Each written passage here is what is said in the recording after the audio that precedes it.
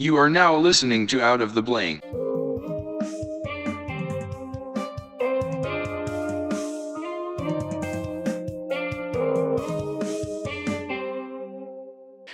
Welcome to another episode of Out of the Blank podcast. I'm here with Joshua Weiss.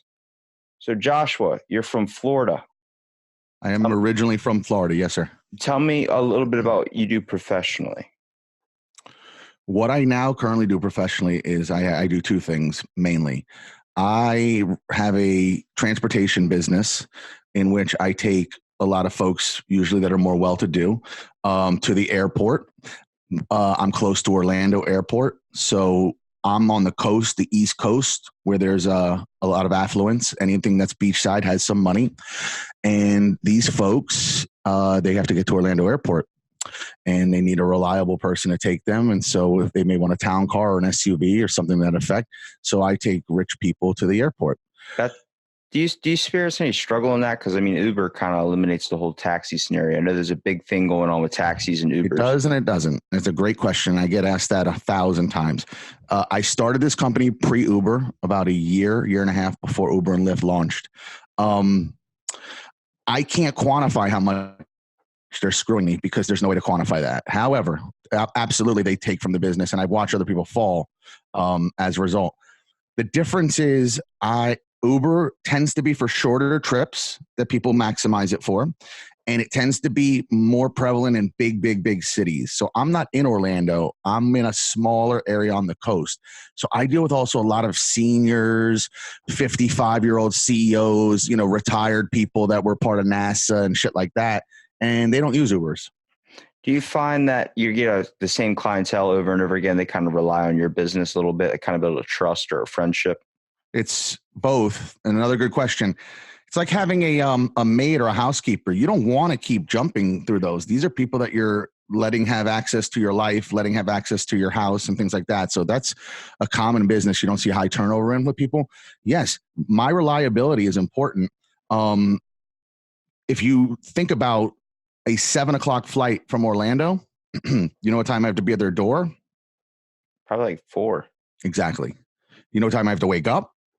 Probably so like 2 to get the car ready. Right. So you understand. So maybe a little, not quite that early, but at the end of the day, reliability is king in this, especially with these early morning calls. They want to know you're going to fucking be there. Am I allowed to curse, by the way? Yeah, dude, I don't give a shit. All right, I curse a lot. I curse a lot. They want to know you're going to fucking be there. And that's the biggest complaint. And relying on a taxi company that doesn't take it as seriously. See, I own it. It's mine. So I have to be there. There's not much required of me in this job. I always make a joke. My requirements are be on time, get them there, don't crash. You know what I mean? It's not much to what you have to do here, and provide a clean car. Conversation's important. I talk when they want to talk, have good conversations. I've had plenty of political conversations. I've had people talk to me religiously and preach to me. I've talked about all sorts of shit. I've had some I won't say I've had a lot of crazy incidents because I'm not in a big city and I don't concentrate on taxi work anymore. I used to do taxi work.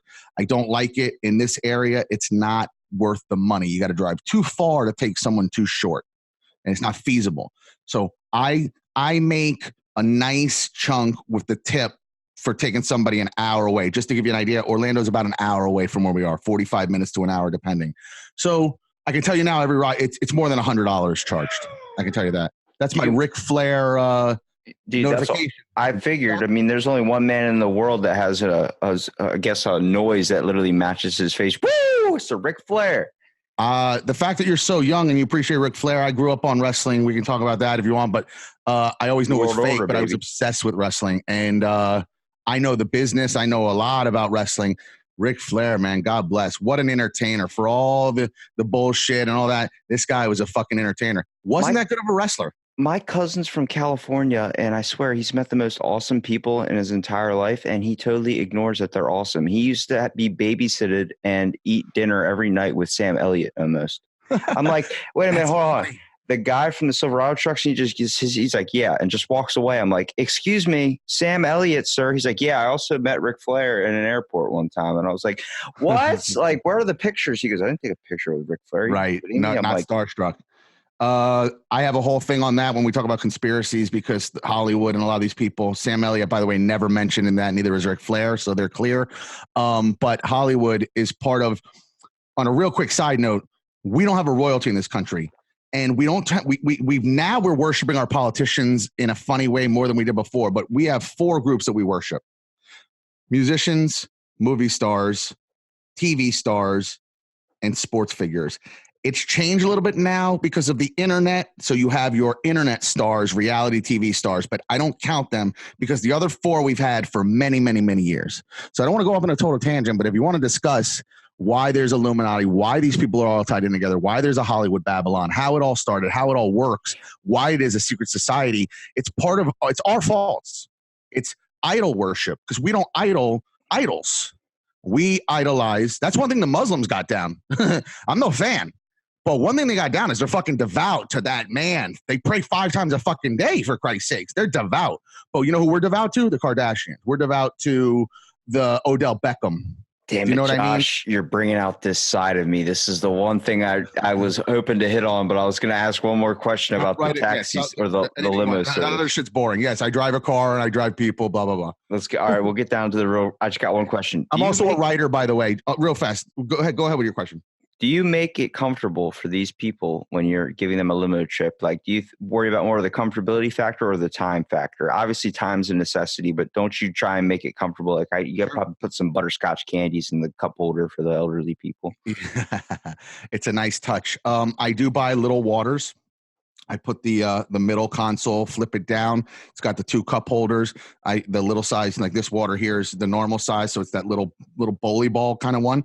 I give them water. Some people drink it, some people don't. I always offer to stop if they want to.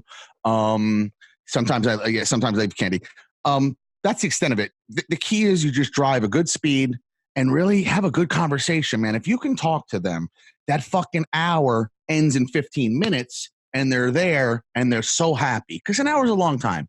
And you're going to if you talk to somebody, you're going to get them to learn some shit in an hour's time if they're chatty. If they're quiet, stories you probably experience, man. It's the same reason why my buddy, he has a car, but he tends to take the bus everywhere because he just prefers meeting people. Because he's like, absolutely. Dude, he goes, you never know. And you talk to that homeless guy on the bus and he's like fucking millionaire or some shit. I'm like, dude, there's stories. Nuts. Everyone's got stories. So yeah, if you're interested in stories, public transportation is the way to go. I've gotten some good stories. I don't want to delve too much in this because it's long, but one of my strangest fares, and I'm going to shorten this as fast as I can. One of my strangest fares was a man called and he said, I need you to pick my wife up from jail. He was in Satellite Beach, which is a richer area. And so I know he had money. She's like, why is your wife in jail? So he says, yeah, you got to pick her up from jail. It didn't sound like some hood shit. And I don't pick many people up from jail. And I go and I get her. And his arrangement was, you're going to bring her back to town. And I'm going to be waiting for you at the Publix shopping center. And I'm going to have a car waiting for her because I'm not allowed to deal with her, he said. And you're going to bring her to the car and she'll just go off with the kids. And then you're going to take me home. He would hop into my car after we were done. He can't crisscross with her. All right. There's a restraining order or something. Exactly. Well, now I know why there's a restraining order. I couldn't put 2 and 2 together. I pick her up. She's like a little waif. She was small and thin, pretty lady actually, and pretty well kept together, whatever. And she was a fucking basket case. And long story short, she was in jail over a domestic violence that he called the cops on her. And the reason he called the cops is because she threw cookie dough at him. I repeat that. She threw cookie dough at him and she chased him around with a rolling pin like a 1950s, silent movie. And 1950s, that's probably pretty stupid. A 1920s silent movie. I think we had sound in the 50s. We got color in 1940s. We had fucking color. So anyways, that's so funny. But I smoke. But so I love how you threw that in there. I love how you did that. It happens. So I got 25 years of fucking crippy running through my blood. Freaking stoner science is the best science. Oh my God. It's never done nothing to my head. I defy all people that think marijuana it dumbs you down. See, I don't smoke it, but I have before and I know what it's like to be on it. And I know that it obviously doesn't fit me, but I understand where people are coming from. People can get a lot of experience from medical benefits. I have people that 100%. That deal with people 100%. With Parkinson's, that deal with medical marijuana and do all this type of stuff. People that have cancer that need an appetite or whatever.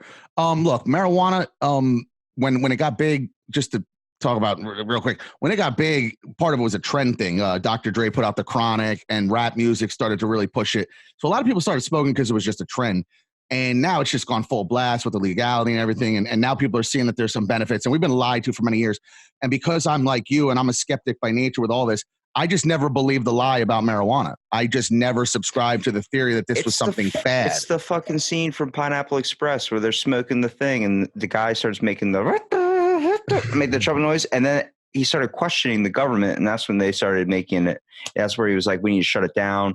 It's got to be illegal. And then he's like, it's all that because it opens up your perspective, your mind to what's going on around you, whether it's making you more cognizant of anything from political stuff to just arguments that you're facing in your own life.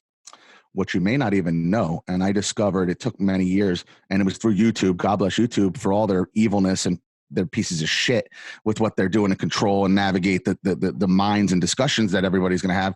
But and actually Google is responsible for YouTube doing it. But I saw a documentary where they discussed that you actually have cannabinoid receptors in your brain, and that the cannabinoids in marijuana, the actual molecular bonds, like that whole fucking DNA structure, bonds at like a 98% clip. So not only is it okay for you, it almost should be a requirement. That's what I took away, because you not having this is a problem while they fucking pump you up with opioids. We've had an opioid crisis for long before they're talking about now. I watched my mother die from that shit. My mother had a fucking medicine cabinet. Things were falling out all over the place. I'm East Coast, so like shit and physical shit she dealt with. So I got a whole opinion on Big Pharma because I know what Big Pharma's done to my own mother.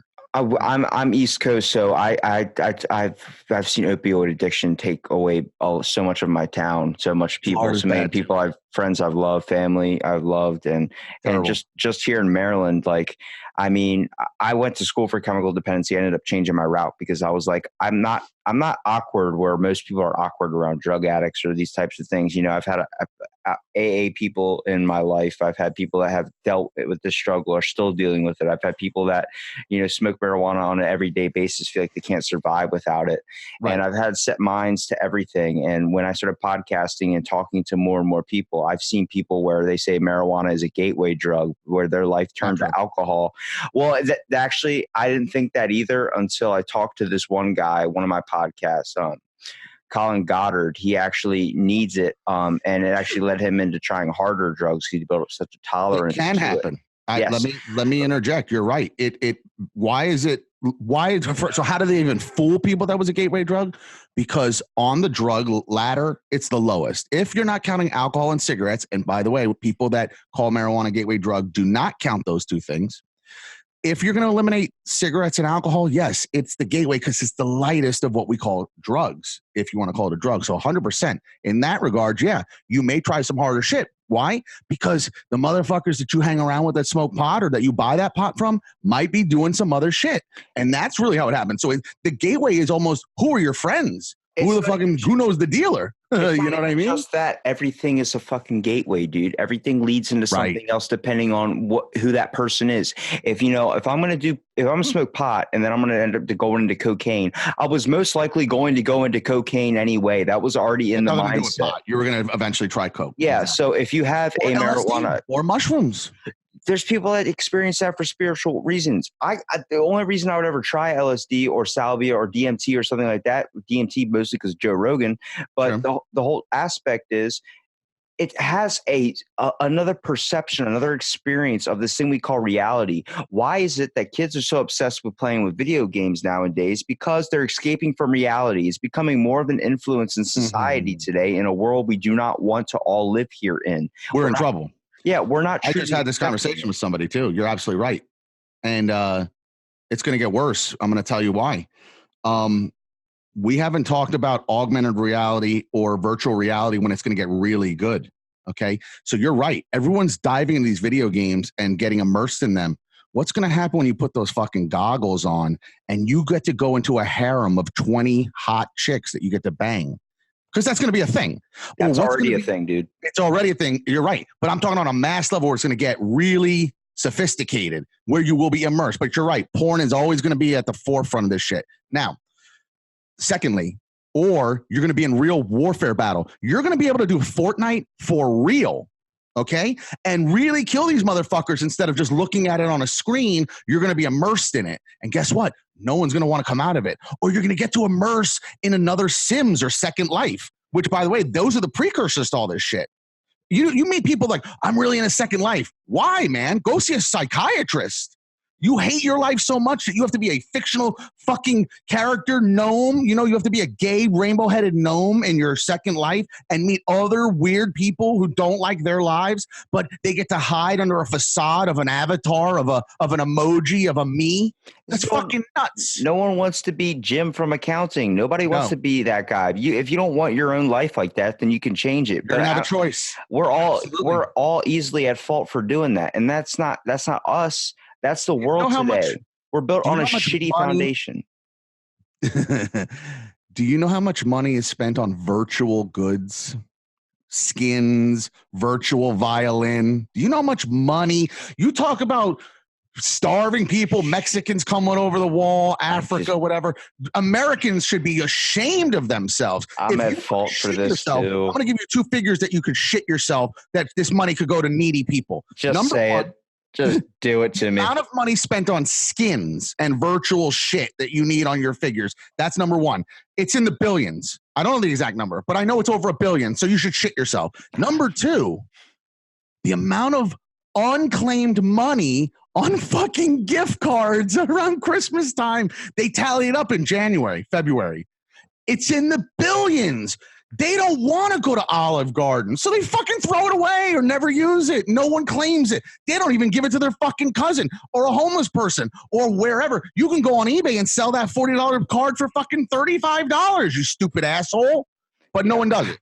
I am at fault for doing this too, because I have a game on my phone called Dragon City, and I swear to God, once you haven't slept in 3 days, you've been doing nothing but work, school, and podcast. And let me tell you, you will spend $15 on some fucking gems for your dragon to hit the next level. I will spend $15 to improve my life. God bless you. But I won't spend $15 to go feed Matumbe in Africa. No, and I'm not saying Dikembe Mutombo, he was a center in the NBA. No, and I'm not saying you have to. I'm talking about those righteous social justice warriors, the virtuous, those online people that everything's a hashtag. You know what I mean? All these SJWs. It's just interesting that we have this pool of money in 2 different areas in the billions. And everyone else fucking be damned, man. We are a fucking funny society. And it's still the best society in the world for all the faults, for all the shit. I got to tell you one thing about me. I am a repented liberal. So really quick, I was born in South Florida, Fort Lauderdale, Miami. That's liberal. My family's from New York City, Brooklyn. I've lived there. That's liberal. Manhattan. That's liberal. All I know is big city life and liberalism. I come from a broken home, so there was no conservative values. My parents split at 5 years old. My daddy was a drunk and a wife beater, okay? And so when you have that sort of home situation, you grow up in liberal shit because there's no guidance. So I'm a repented liberal. I also worked in the strip club business, so one of my jobs was that I played music for whores. I say that lightly. I'm making a joke. Wait. Hold on. Did you do your awesome DJ voice in front when the strippers would get on stage? Well, it's a requirement. I didn't like to do it. I worked at a club that was in a very Spanish area. I know a little bit of Spanish, but I didn't have to do it on the mic. But sometimes you got to let her know, guys, here, coming up the stage. It's going to be Holly. Guys, you're going to make her holler. Get out your dollars and spend some money. VIP room is open. Gentlemen, you know what to do. These ladies are not working for free. If you want to see some titties, get out that money. Something stupid like that. Esmeralda dancing on the pole to feed her 26 children at home. I can tell you now, she looks like shit in the dark, but don't worry. When you get her in VIP, it's even worse when you get downstairs. Don't go down on these girls, gentlemen. They are not as clean as you think. Don't you wish that the people that would broadcast or do something like that would actually be real with what they're saying? There's actually a thing on YouTube where it's like movie trailers for real and things for real. I mean, they made a whole thing out of what you just said. You know that's a thing, right? Like translating it for what it really is. I do now. Yeah, that's actually like a genre where people make, and movie trailers is a big one. If it were real, and yeah, you got to check that out. It's some of it's very witty. Smart people make them funny, and dumb people make dumb ones. Do you think if people were just more honest, there'd just be a better like understanding and less hatred or like feedback when something political or something major happens? That's a good question. I can't say yes 100% because part of why people lie is they want to spare people's feelings. So yeah, but I feel like you sparing people's feelings. Like if someone told me, hey, like, all right, let's take the Area 51 raid, for example. Okay, let's go there. Now, Brilliant. If we go and talk about that, why don't we just say all these people that are going and trying to go into this place just to find the truth about aliens? Everybody's kind of sick and tired of being fed bullshit. It's a fact that every 20 years, all confidentiality things that were supposed to be released in the 1795 Rockefeller Act Commission were all the secrets the government was supposed to do. Anything secret was supposed to come out. Information. It's supposed to be Freedom of Information Act, basically. Now, listen to this. Why is it 20 years after that project is long and gone and that those people are dead? Is so no one gets exposed. Why don't we just be honest? If Area 51 straight up said to all these people that were going to run up to their thing, hey, doors open, so everybody can go in and see what the hell they have for themselves. I guarantee something to hide then, don't they, right? There's something to hide. Yeah, but the fact they're not doing that, they're showing that they're hiding something. It's going to make people even more curious to chase after it. If all they did was say, hey, give me $10, go right in, see for yourself. And they're like, why are you going to let me do it? What we saw. Exactly. It's like the whole thing. It's like they don't trust you. They're trying to protect us, but when you're trying to do that, it's the same thing when you tell a kid like, "Hey, don't go past the fence. Don't go." Next thing you know, bam, he's past the fence because you're restricting somebody and you're restricting our information. If someone just told me, "Hey, come into Area 51 for $10 and you can see all you want," I'd go in there. Am I a believer in aliens? Yeah, and UFOs. I think there's some crazy shit out there. I really wish someone would let me know. I lean on the believing side, personally. I like to think that everyone is a believer only because we have a true meaning for belief when we lack a world that is pushing down creativity, which I believe is what we all do in society today. It seems like everybody is voicing their opinion to put someone down. Oh, you want to start a business? Well, let me tell you how many businesses fail. How about you give me the fucking number of the people that actually make it out there so I can actually do something with my life? It's a human flaw. You hit on something interesting. By the way, have you ever heard of crabs in a barrel? I have not. Theory? I've eaten crabs out of a bag before, but not out of a barrel. Okay, and you once gave crabs to Cindy, your ex-girlfriend, but no. Her name was Cinnamon, and she worked at a popular gentleman establishment. Cinnamon. I had dancer's name. That's a definite dancer name. Funny dancer side note. What were we talking about, by the way? Area 51 and mysteries being a peculiar thing and people push down. I'm not even going to go to the mitten story. Area 51, because I'm going to get totally sidetracked and forget. I like strippers. We can get into all that. Even though I've never been to a strip club. Yeah, I'll teach you some things so you can have an edge. You got to go in with an edge. You can't go in like a clown because you'll get taken advantage of. Don't you have to be a baller too? You have to throw like stacks to grab the women? No. First of all, as long as you know it's all fake. No, throwing stacks is what looks good when people are filming you. It's not getting a girl and having a good time with a girl. No, you don't have to throw stacks. Now, you do have to have money because she's going to go to where someone else has money. But we'll get to Cinnamon in a second. She's a sweet girl.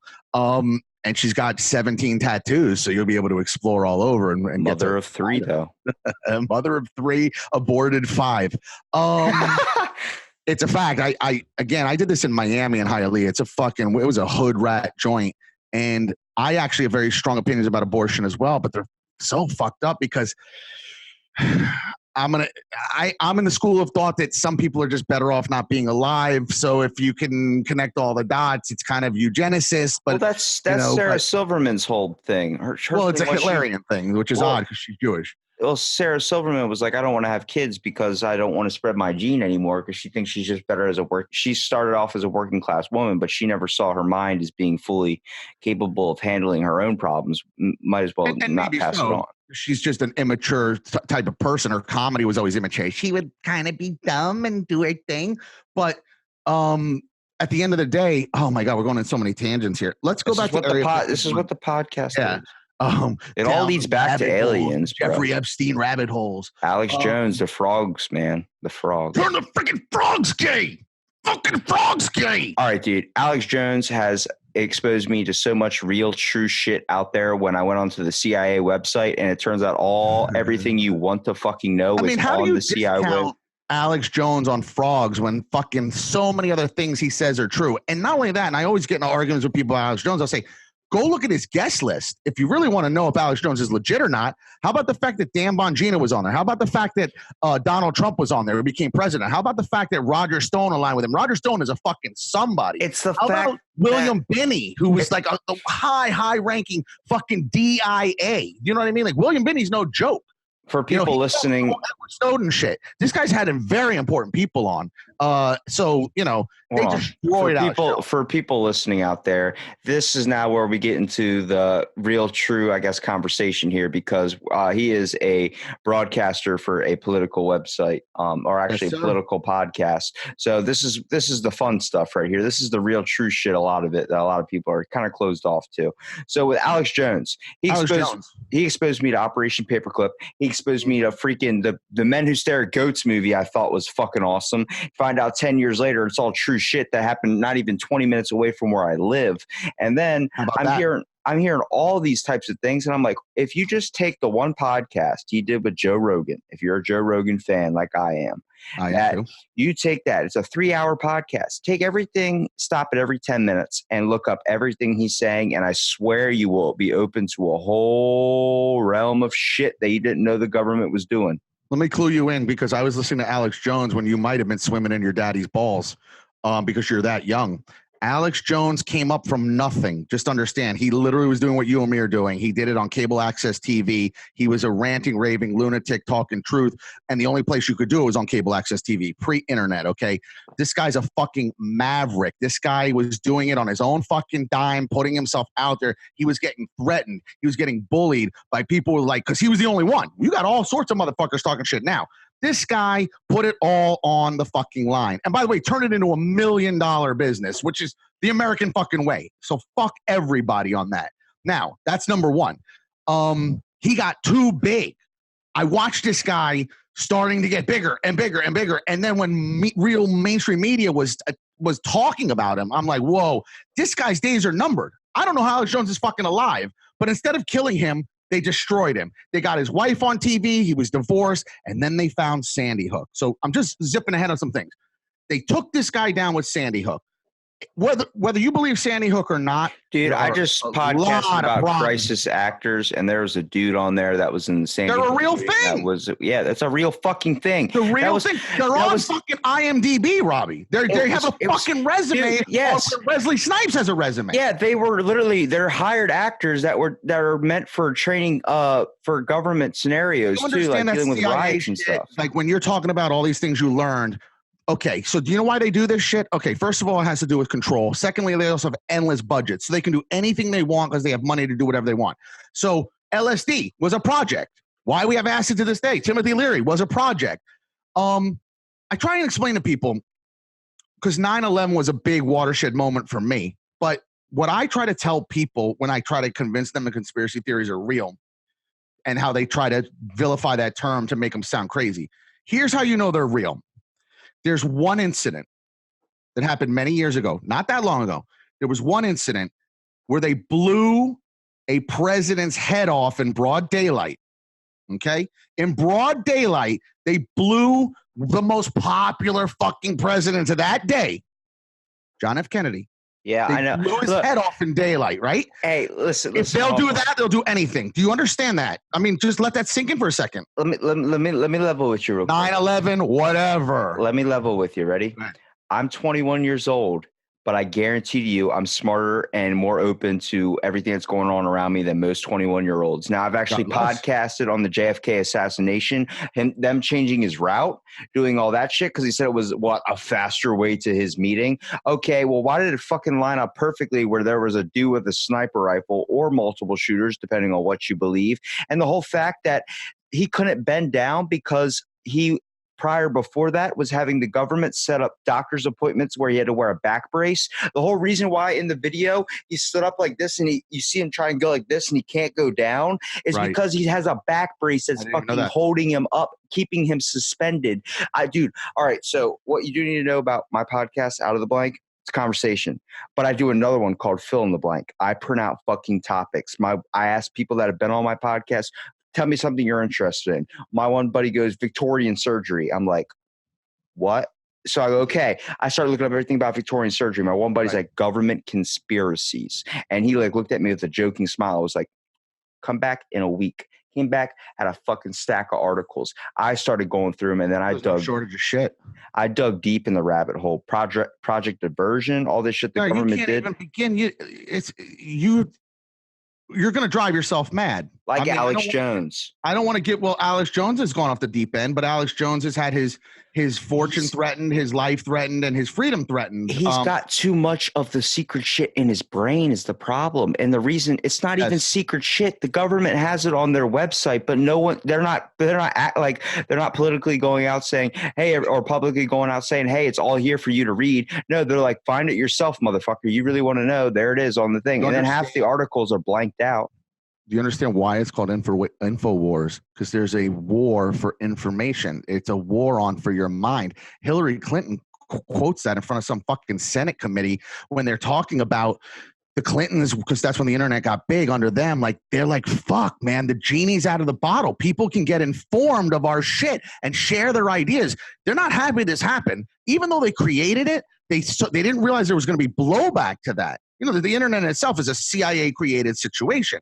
Facebook is in line with that. Amazon helped in line with that. They jumped on afterwards, but Google and Facebook are in line with that. They've got money from the company, and I don't want to look it up, and maybe you can, but there's a company that Alphabet, Google owns for all their that they do a lot of work with the CIA, and I'm trying to think. The CIA has a shell corporation, another company that they do like legitimate business with, but it's not called the CIA. It's like called Quantum or something with a Q, and the name escapes me. Do your research on that. Find out the name of that CIA company, and they helped start all of this. And just so you know, when Alex Jones was talking about it, this is Aldous Huxley. This is George Orwell. We're way past 1984. Everything is spied on. This is all part of control.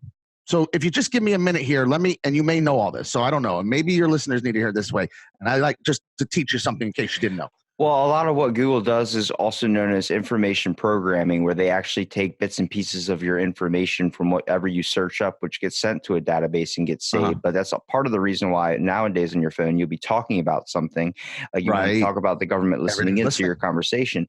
When you're talking about something, next thing you know, you get an advertisement for that same thing on your phone. You can't tell me that. Well, how does Siri get activated? It's got to listen to you all the time. How does Alexa get activated? They used Alexa in a freaking court case because apparently she records everything you says and then sends it to they'll get you for murder now on a fucking Alexa. It's all part of the Defense Advanced Research Project. Well, here's the thing. DARPA, man. They've always wanted, it's all DARPA, absolutely. Look, all societies, all ruling governments from throughout time are all about control, right? At the end of the day, a government and all these people are elected to control the people. Okay, they're not representative of you, they're there to control you. So understand that. So here in the United States specifically, let's talk about control. How do they control you? Well, there's certain ways that they can do that. What we're starting to see now with technology and the internet is get rid of books. You have to look at it on a reader. You have to download it. Get rid of tangible music. We'll decide the music you're going to have to these things. They're getting get rid of movies. Everything's streaming. So now tangible things are going to be gone, and it's a phasing out. They're eventually going to get you out of your car. You will either be in an automated car or some sort of people mover. You will not be in your car. We're going to make sure of that. So we're going to get rid of cars. We're already moving to getting rid of cash. So it started with debit cards and credit cards, and then eventually, which was part of Behold a Pale Horse, it's Silent Weapons for Quiet Wars, was to dole everybody out on credit. Another scam and scheme by the government. This whole thing is part of a scheme, and get you on that, because then also with credit, my friend, they can see everything you did. You have a record of every charge. They can subpoena what you bought, where you bought it, what time, all this. I always make a joke with people. Let this sink in. You can go to Burger King and use your debit card and buy yourself a cheeseburger minus the pickles, heavy on the mayo and ketchup, right? And you will get an itemized printout of the date, the time, the location, the phone number, the order, what was minus, what wasn't, website, a whole fucking dossier on your order, right?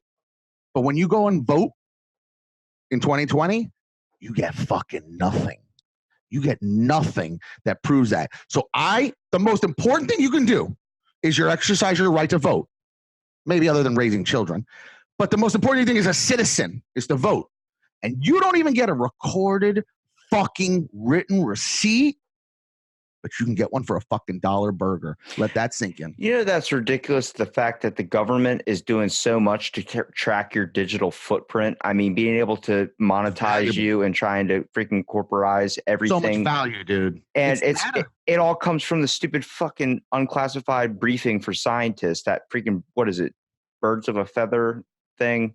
That the intelligence. I'm not familiar, I don't think. It's a birds of a feather. It's from the Intelligence Committee. It's like a massive digital data systems. It was like took place at the Fairmont Hotel. I don't know if it's in San Jose, but in like 1995 or something. They might have to check that. But it was tracking your digital like fingerprints, dude. Like with all this information that's being opened globally on this giant network at the World Wide Web, that there was so much information requests from humans, I mean, from all of us, that could be sorted and put into different categories, putting people in different communities and groups, that the government could make it easier to track you. Okay. Right. You see Facebook groups you in certain ways. Okay. They group you depending on like the friends you meet. Oh, mutual friends, suggestions, these types of things. They suggest you to an outlet. The government uses that to track you as well with what you're interested in. If you start following a bunch of political, like conspiracy type shit theory, you got to think the government starts looking at you a little bit more closely. Like, is this guy batshit nuts? There's all these keywords. So what hashtags are and how they can be used against you is all these hashtags become searchable, clickable things that they can do to group you and find you. Have you seen the Snowden movie? You have to see this. There's an amazing part where they show you, and I forget the name of the computer system, but like they'll just pull you up. So Robbie Robertson gets pulled up, a whole thing. And it's like a Facebook page, but on fucking steroids. And it'll have all your friends, all your family, all clickable. And it's your medical records, it's your driver's license stuff, it's your voting record, it's your library card. They have it all in one database. And this will be the mark of the beast too, because eventually they're going to force people to have this on their body, so they'll scan you and be able to read that mobily. Hello. You got to understand the problem with all this is technology. This is what's allowing all this. I always give people a little quiz. In the game of the cops and what happened here? I lost you? No, I'm still here. I just switched over because I'm looking at the internet right now. Yes, sir. Making sure I can get a little bit of the game of cops and robbers going back in the day of crime. You know how they caught people with crime? The only way they can do it? The only way they can do it was catching you red-handed. I mean, right? At the end of the day, that's the only way you got caught. And nowadays, they don't need to catch you red-handed. But before there was a technological advancement, and my computer's telling me this thing is full, so I want to save this onto my disk here so I can record some more. But what's crazy is there was one, let's see, I'm going to give you a little quiz. There was one technological advancement that changed the entire police game, that allowed them to put people away in a way they never, ever did before. Do you know what it was? Now you're talking about the Surveillance Act? No, I'm talking even before that. I'm saying in terms of technology, scratch your brain and think like the 20s, the 30s, the bank robbers, whatever, the 40s, the 50s, as crime developed. What was the main technological breakthrough that allowed them to make cases and put people away like they never could before? And it was completely a technological advancement that allowed them to do this. Fingerprint scanners? Close, but it's before that. I guess IDing, right? Or would that be the wire? Oh shit! Yeah, wire, dude. Yes, the little automated recording. How many times you just record? How many times do you wish you could pull out your phone in the middle of a conversation with somebody and you reference it later because they said something and they're like, "I never said that thing." Yeah, you did. It's right here. Guess what? What you just explained will blow your mind. On Netflix, there's a show called Black Mirror, and the first episode is about exactly what you said. And you're going to have a chip in your head and through your eyes, which you could then put on a wall. You can go back in time and recreate and show everybody everything you just did. This is where I have a problem with technology. Well, you just said it was in a fucking show, which will eventually be true. Amish lifestyle, please. I will take that over the world of technology advancing. I love technology, okay? I could not imagine what my life would be like without having Instagram or something. I mean, I obviously lived it before, but now that it's there and I'm open to it and I don't know what it is like it to not have You it have a there when I bug. wake up. Yeah, you're young. Yeah. Well, the whole thing is it's not only this, but it's a connectivity source. Now, I do try and limit myself when I use my phone. I do try and leave it inside the car when I go to the grocery store because I don't believe I need to be on it 24/7. I do try and take breaks from it, make sure I kind of monetize my time under a couple hours. But it's a relying thing. We all rely on it now. I mean, hell, even my grandma, who I swear didn't know anything about maybe even flicking on a light switch is now so dived into her iPad. It's ridiculous. She's poking me on Facebook. I'm like, what is a poke on Facebook? And I'm sitting here watching it adapt to an older society, which I think is awesome. I mean, hey, it's able to connect me and you together and get this conversation. But the whole fact is, it's turning into something different. Like the whole idea with the Patriot Act. 45 days after 9/11 happened, they passed the Patriot Act, dude. And it's all about more government security. We need to do more justification, more security, more protection. It's not turning into that anymore. It's turning into daddy's camera, daddy's watch, daddy's eye. You know, everybody's looking like a snitch or looking like some type of little over you, like you said. So they have cameras everywhere. Now you put a Facebook portal in your home. They got that. There's cameras every time you go through a toll now. It takes a picture of your license. All the highways have cameras on them. There's no alibi for anything. You understand? It's all changed. Technology, they got the drop on you because they want the drop on you. See, it's not the what, my friend. It's the why. The sinister part is why must they be doing this? Because it's for fucking control. We want to see everything so we can make judgments about everything. They want to be able to make judgments. I mean, you have to ask yourself, well, why are they doing this? And then ask again, like you're a little kid. Well, why? Well, why? Well, why? Well, there's real whys to all this shit. So it's about knowing and getting the drop on you. That's the street term. I got the drop on these motherfuckers. And that's what they want. So they now know everything you do in every capacity, and it's going to get worse. Have you looked? I mean, dude, all right, I got a great example right here. Okay, my one of my best friends, his whole house I have seen in the past 2 years turn into the most technologically advanced house I've ever seen. Only because I live kind of in the Stone Age. Okay, I prefer to get up and hit the light switch. Okay, if I'm going to, I'm in Maryland. Okay, so go ahead. Now I get up. I hit the light switch. I prefer that. My buddy, he can just go, Alexa, lights on. Now, when I walk into his house, Alexa greets me at the door because it's hooked up through his doorbell and everything like that. Then at one point, Alexa's going to start controlling the toilet, dude. Not happening. If Alexa can't wipe my ass, she's not flushing my shit down the toilet, dude. I'm sorry. It's what it comes to the whole aspect. I've talked to my cousin who's into genetic programming and developing these types of things to create artificial life and all these types of recreations that I think is amazing. I think that's awesome that we can bring back mammoths now. I think we can also use that genetic material to create clones. I think that's cool. I can tell you what's scary though. When I watched the most recent Joe Rogan podcast where there was a ghost that used, or not a ghost, a robot like Sophia, the one that just got citizenship rights in Saudi Arabia, just like the women there can drive now. Well, now this robot now has rights. I saw Sophia was granted citizenship. First robot ever. Watch the first 5 minutes of this Joe Rogan podcast. That's as far as I've ever been able to listen into a Joe Rogan podcast because I can't watch it.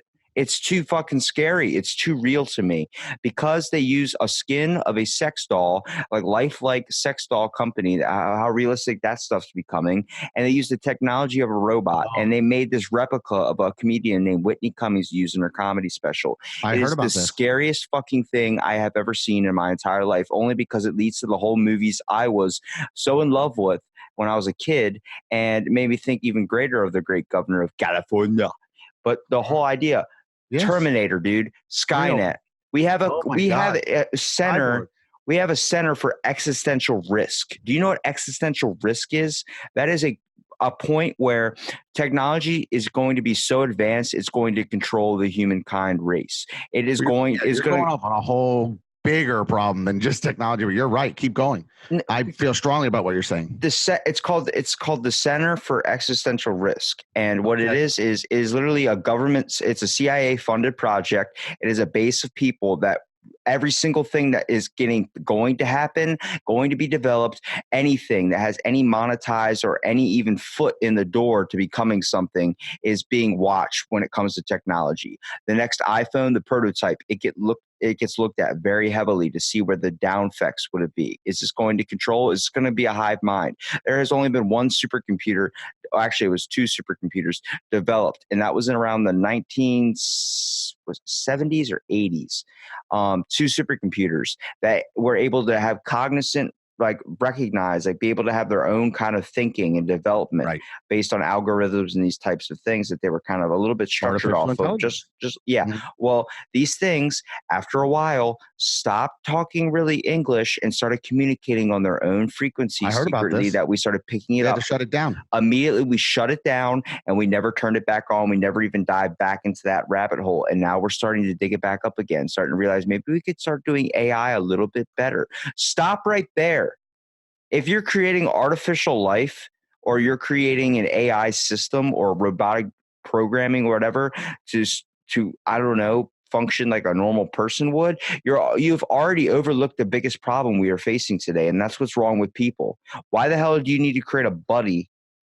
Why don't you go talk to somebody? Why don't you take an hour, take 2 hours, take 3 hours to dive into a conversation about government shit or whatever the hell you guys are interested in and find out what's really going on with the world? I can tell you, it's because every day people are being pieces of shit to each other. Nobody is giving a shit about anybody anymore. Everyone's worried about the bigger problem, and no one's even looking at the problem that's in front of us. And that's the fact is that we're all suffering right now. We are all suffering. We're all hurt people. Okay. When I start talking about government stuff and people are like, oh my God, he's getting political. Oh my God, he's getting religious. It's like, I'm not religious at all. I'm not political at all. But I know what's going on around me and I'm aware. Now, do I go and shove it into everybody's face? Like, you need to know this. You're being uninfluenced. I don't do that at all. You know, the reason why I don't do that is because I'm interested in it. Doesn't mean you're going to be interested. If you want to be closed off, good for you, but I would like to be open. And the fact that someone could say they're a conspiracy theorist or there's some type of conspiracy nut that's just going off on these tangents, it's not true. Because if you take 5 seconds to learn what that person is actually saying, take Alex Jones, for example, much like how I'm doing right now, where me and you keep going on these rants and stuff that we get so passionate about because real shit no one's looking at. The whole idea, it's a river of information flowing around us, exactly what Alex Jones said, and I can relate to it. It's a river of information flowing around us, everything going every which way that is so much for your brain to handle, you don't know which one to go into. So he's trying to go on about one thing, Joe Rogan's trying to stop him to talk about it, and he goes off on a whole nother thing. His mind's literally processing so much, and he knows so much information that he can't just keep it to one thing, because every rabbit hole leads to another fucking project, leads to a lover hole, leads to another hole, leads to another hole. It's all Alex Jones. One of his problems is because he gets so emotional, and this is one of the ways they also discounted him, was he's not the best deliverer of the message. I always thought if Alex Jones met me, he'd put me on his show immediately, because not only do we think in line, so linear, I speak better than him. And I can get riled up, man. I got a fucking temper like anybody. I'm like Alex Jones. I feel this shit. I'm angry. I see what's going on. I don't like knowing that because I'm a white male that I'm the fucking enemy now. I was born Jewish. I already know what persecution was like. I already know what coming from a broken home was like. Yeah, thank you. I wasn't raised Jewish, but I was born it. I'm white trash. But to be now the enemy, to just watch these things changing, like you said, but it's just so crazy. I want to touch on something you said about the AI and go back to the sex robots, because that's actually a big topic that I like to talk about and I read about. The sex robots are coming. If you've ever seen Real Dolls, that was the first foray into the silicon, lifeless, just sitting there. You could fuck her doll. And they're about $1,000, maybe up to $2,000-3,000. That's what they made the robot on the Joe Rogan one I was talking about. They're all from Real Doll. So that's the number one company making these. Now there's a lot of other companies now doing this because this is a money game. It's funny that the Me Too movement isn't realizing what's going to happen. I find this fucking ironic as fuck. The Me Too movement doesn't even realize that they're going to create a situation where men are so afraid to either be considered a rapist, don't want to hear the shit, whatever. They're going to fuck a robot instead. And we're 5 years away from it becoming like routine. And we're 10 years away where they'll be in brothels and it will be a girlfriend and she can walk and talk. Mark my fucking words. I'm sure we're going to talk again because this is going so well. But these things are not only going to not go away, they're going to get better and better and better. And it's going to be a mate like a Sophia with a citizenship. You can't hurt her. You can't beat her up. That's going to be, it's not a person, but it's going to have the same rights as a person. If you can fuck her, you can't beat her up. They're going to have male ones too. It's going to be dominated by females. They're going to be in Asia. They're going to be in the United States. They're going to be in Russia. They're going to be in Europe. Everybody wants them. Okay. This is not just an America thing. Trust me when I tell you, you're going to be fucking robots. You may have to take out a little loan if you want one. It might be 20 grand. If you don't got 20 grand, they're going to finance them. They're already online working on it. Like you said, it is coming. And the Whitney Cummings thing, which I saw was big news because it's a celebrity put to it. You're going to be able to fuck celebrities because if you want a Scarlett Johansson doll, you can order one. That leads into the Futurama episode. You're taking somebody's image and using it. You know the whole thing where they had the robots that had like you could download a digital like appearance or something like a skin, like buying that online. That's going to be a thing one day. You're going to go to the App Store and download a Halle Berry freaking skin, which I would be at fault for, and putting it on a sex robot. And next thing you know, you're able to bang Halle Berry. How long until Halle Berry starts going, I don't like all these people using my image in this way? She's not going to see that as flattering. She's going to see that as disgusting. Which skin would you order that you would be most ashamed anyone would know? Oh shit. B. Arthur. I don't know. Is there one? What would your answer be? Betty Louis Anderson as the mother in baskets. Have you seen that show? I would Zach be Galifianakis? Yeah. I would probably choose Jennifer Aniston, but I wouldn't be embarrassed about saying that. But I wouldn't want anybody to see what has, because I mean, after a while, that digital copy's skin, you probably have to refresh it or something because it would be like fucking. We were talking about a whole stain upon stain. Yeah, right. You stain my virtual skin. Yeah, that's coming, by the way. And the Me Too movement's gonna realize, holy shit, guys don't even want to be with humans anymore. That's pretty fucking nutty. I think that it's weird that we looked at, like, let's say the Bill Cosby scandal, and everyone's like, it's impossible. He's the comedy grandfather. I'm like, you're looking at him as a celebrity that's not a person, that doesn't have a dark side, everyone's got one. Everyone's got a weird kink. Everyone's got a freak. Why do you fall for that? That's Cliff Huxtable. All right, so I got to give you another great story. You're going to love this. This is the stupidity of the public. And this is probably all around the world. I'm sure they do this. But here, the American public, how stupid they are. So they fall for the Cliff Huxtable thing. Like, there ain't no way he's drugging and fucking these chicks. He's a great guy, cool sweaters. He's a family man. So Mr. Rogers. Character, you idiot. Listen to this. So there was a show before your time. It was called Dallas. And Dallas was a nighttime soap opera that was watched like on MASH levels. White people love Dallas. Shit, black people watch Dallas. And it was about oil tycoons in Texas and all that. And they had a character on there, Larry Hagman, who was a famous actor who was already on I Dream of Jeannie. Okay, so people knew who he was. He played JR. JR was the bad guy, the oil guy, did what he wanted, cheated on his wife, and didn't give a shit. And JR, he stirred the drink of the show. You know what I mean? But it was a big show. And they talked about, do you know how much fucking hate mail JR used to get pre-internet, where you had to write a letter, put a stamp on it, and mail that bitch? It actually cost you money, not a lot of money. And you sat down and wrote, Dear JR, to a fictional character. Dear JR, I fucking hate you. I hate what you do. They should kill you, or whatever the fuck they said. He would get barrels and barrels of hate mail, which meant that people were watching. So that's why they got the ratings. Put that in perspective, that somebody took the time to write a letter to a fucking fictional character and then times it by thousands. Put it in perspective that people want to shit on everything everybody ever creates and find an outlet to shit on everything everybody creates. Why are people doing that, in your opinion? Again, not the what. In my opinion, why are people doing that? You honestly thought this through because it's the second time you mentioned it. Because the world throws us through a shit portal. The world wants to display what I call what there's a theory called that no one ever wants to believe anymore, mean world syndrome. The whole idea. Do you know anything about the actual term mean world syndrome? No.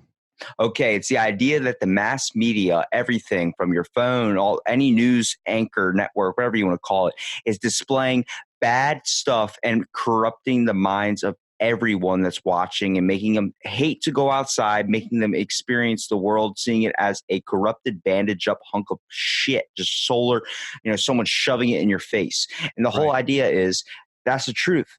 That's because there has always been crime. There has always been everything going on around us, but the news makes it so fucking apparent that it's happening. Hey, Just jamming it in your face. how many times you turn on the TV and it's, first of all, right in your morning, it's 5 o'clock in the morning, let's say, you're cracking up a nice coffee, you wake up, sit down, you sit up, go, I'm going to turn on the news, eat my little bowl of Frosted Flakes. And next thing you know, bam, 6 kids were shot today in a school shooting. 2 fires burned down and a cat lost his way. Well, you And never you're want like, to watch local news. You just, yeah, absolutely. That's where you get to see the worst stories, the child molesters, the kidnappings, the dogs run over, the house on fire. You're absolutely right. The shootings, the robbed store, the liquor store, all sorts of car accidents, decapitations, truck flipped over. I never watched I never watched local news. I haven't watched it in many, many, many, many years, and I never liked it. And you're right. That was the harbinger of all harbingers of negativity and out terribleness. With Mean World Syndrome, that's why the elderly people, if you ever go to an old retirement home, they have their channels locked on certain things, and they're all focused on Jeopardy and trivia type shows. Usually they're all old styles type stuff with Drew Carey and stuff like that, and Bob Barker on there. Right. Yeah. Well, the whole aspect is they have nothing to do. They have no way to get out of where they're at right now. So all they have to do is sit in their bed, basically wait for their death, and watch TV all day. What they started finding out was elderly people started getting very, very, very scared of the outside world and started automatically determining what people were based on their appearance. And that is called Mean World Syndrome, because the news was displaying, well, 2 black kids ran or whatever. And they outlined the color aspect. Race will never be eliminated when we look at a census or type of thing, and it has the boxes you have to check to say white, black. Why don't we check a box that says robot or not a robot? I prefer that being the only answer on a census test, because we're all people. We all have thoughts and experience. And if you ask anybody about some government type secret type things that are going on around them, and if that scares them, they're going to say yes, because they don't know what's out there. They don't know what's truly being hidden from their eyes. You don't like secrets being told to you. You don't like secrets about you. And the government's keeping the biggest secrets from you. And you're like, why are they doing that? You say, yes, they're protecting us, though. That may be true. But if they let you dive into it, if you wanted to dive into it, they made it more open. If you're really open to go after it, then let those people go after and pursue. If those people get fucked up thoughts or reality of what actually is true, that's not control. You're right. And that's a utopian, idealistic idea, but that's just not control. I feel like we're agreeing on a lot of the same stuff, but like, if I'm being wrong or anything, you want to correct me, go ahead, dude. Oh, no. Yeah, I'm not saying you're wrong at all. Yeah, and I appreciate that. What I'm saying is it's a very idealistic attitude, and you're right, actually. The problem is that when control is part of the game, and you have a government that's telling you what to do and making laws so they can put you in jail or fine you or fuck you, right? That's what these things are. Breaking rules. Same way if you broke them in school. If you break them in your neighborhood, the HOA gets mad at you.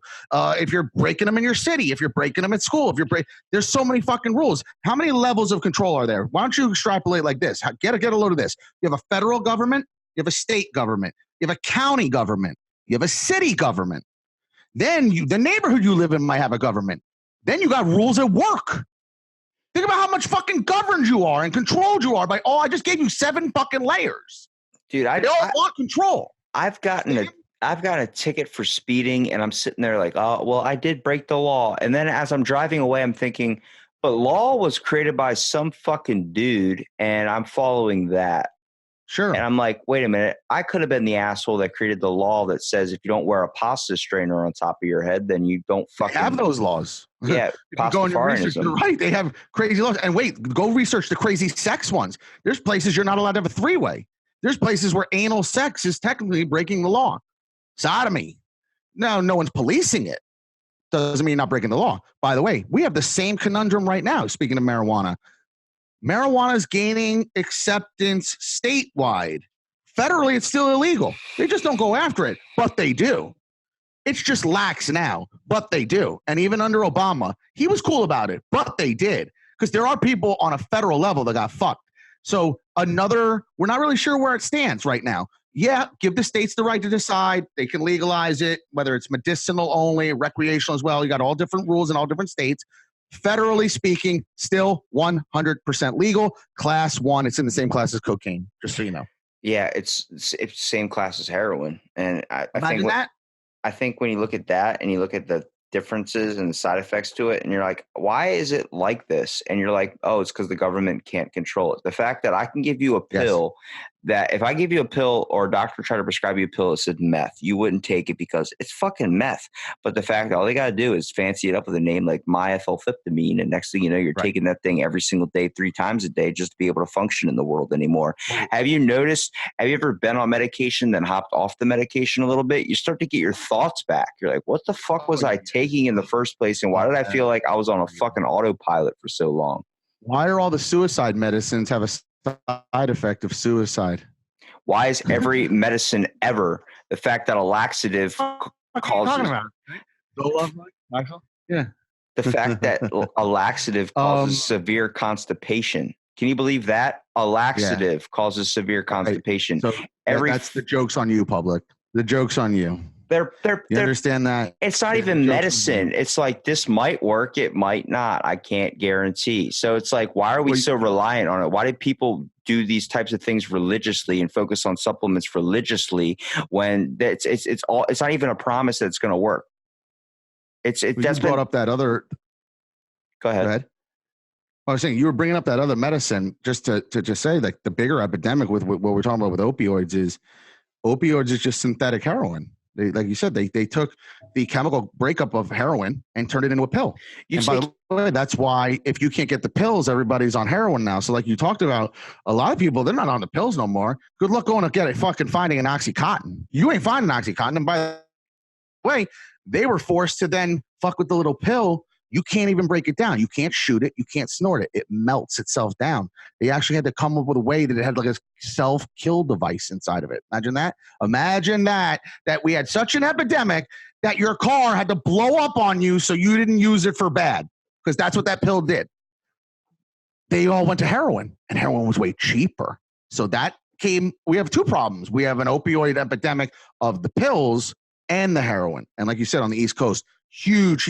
Heroin's everywhere, but in that East Coast, it's a big problem. Big problem. When you look at cheap. Like, I've podcasted with moms who have had kids that have hell, dude, one of my best friends in the world, practically my brother, we lost his older brother to these types of addictions.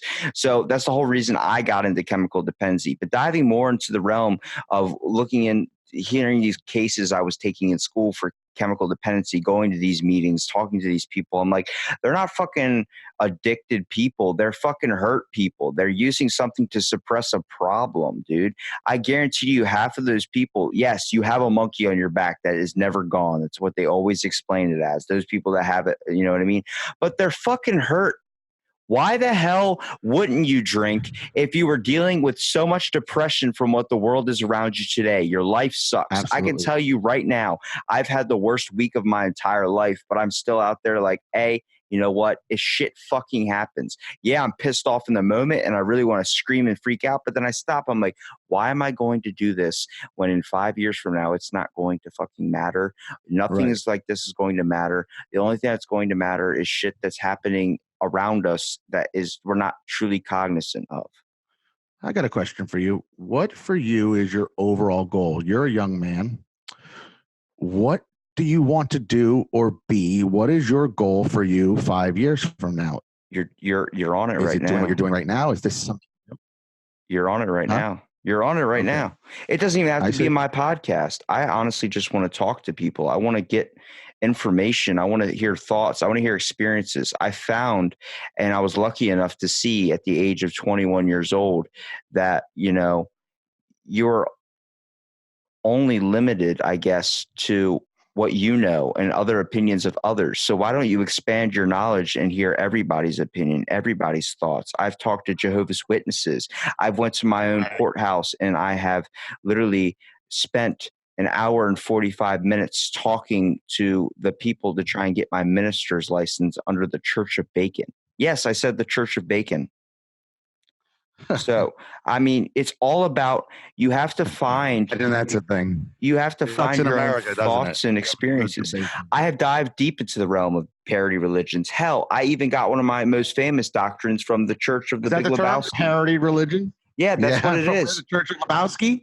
No, dudism is what it's called. It inspired a fucking cult of people. And I look at this and I'm like, now is this ridiculous? And I found every single thing deep down into it. The idea of Pastafarianism, where they worship a giant spaghetti monster instead of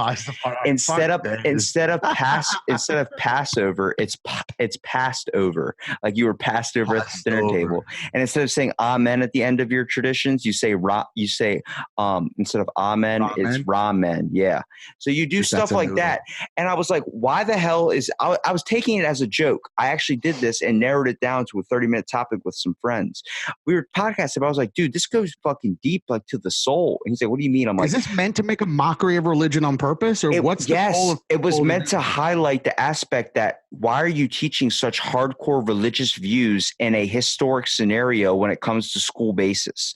A kid in school saw a Muslim girl get denied. So he wrote a 6,000-page essay to Harvard about a Pastafarianism monster, where the heaven is a beer volcano and it's filled with strippers. That is their heaven. Every single parody religion, from the invisible pink unicorn to the trans-universal church of the zombie blissful ringing bell. Yes, that one's a mouthful. I probably got that name wrong, but it's in Russia. Sounded good. Sounded like you flowed right through it. They even have a thing now in America. I think it's popular in Tennessee called the Church of Euthanasia, where they believe that you should just kill yourself. Their signs say, eat a fetus for Jesus. That is their sign. And the whole idea is, if you read onto their website, they're like, we don't want you to kill yourself. Actually, the whole idea is we're hurting this earth.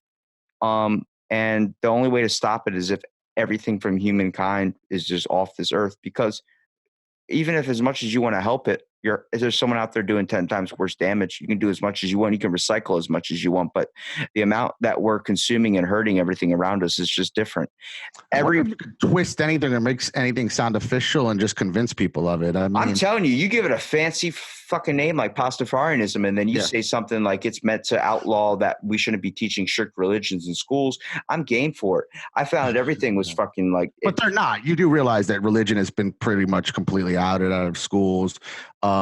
And maybe even nowadays, nowadays, now they make sure that it does. You don't even fucking sniff it. If not, it has to be Muslim, if anything. So they're teaching kids the Quran and different things like that. And just in this whole being woke they don't even bring it up. They don't even bring it up anymore in school. Yeah, religion. You're not even allowed to have a fucking manger scene on your lawn. So honestly, I don't even remember the last class I had that had the Pledge of Allegiance in it. Yeah, they got rid of that. And by the way, that's another real head scratcher. Like, why did you? What's the whole thing of killing nationalism, killing Americanism, and killing Christianity in the United States when that's what it was all kind of based on and built on? I mean, unfortunately, everybody else that came over was after the fact, and everyone that came over at first were Christians. Now they're not.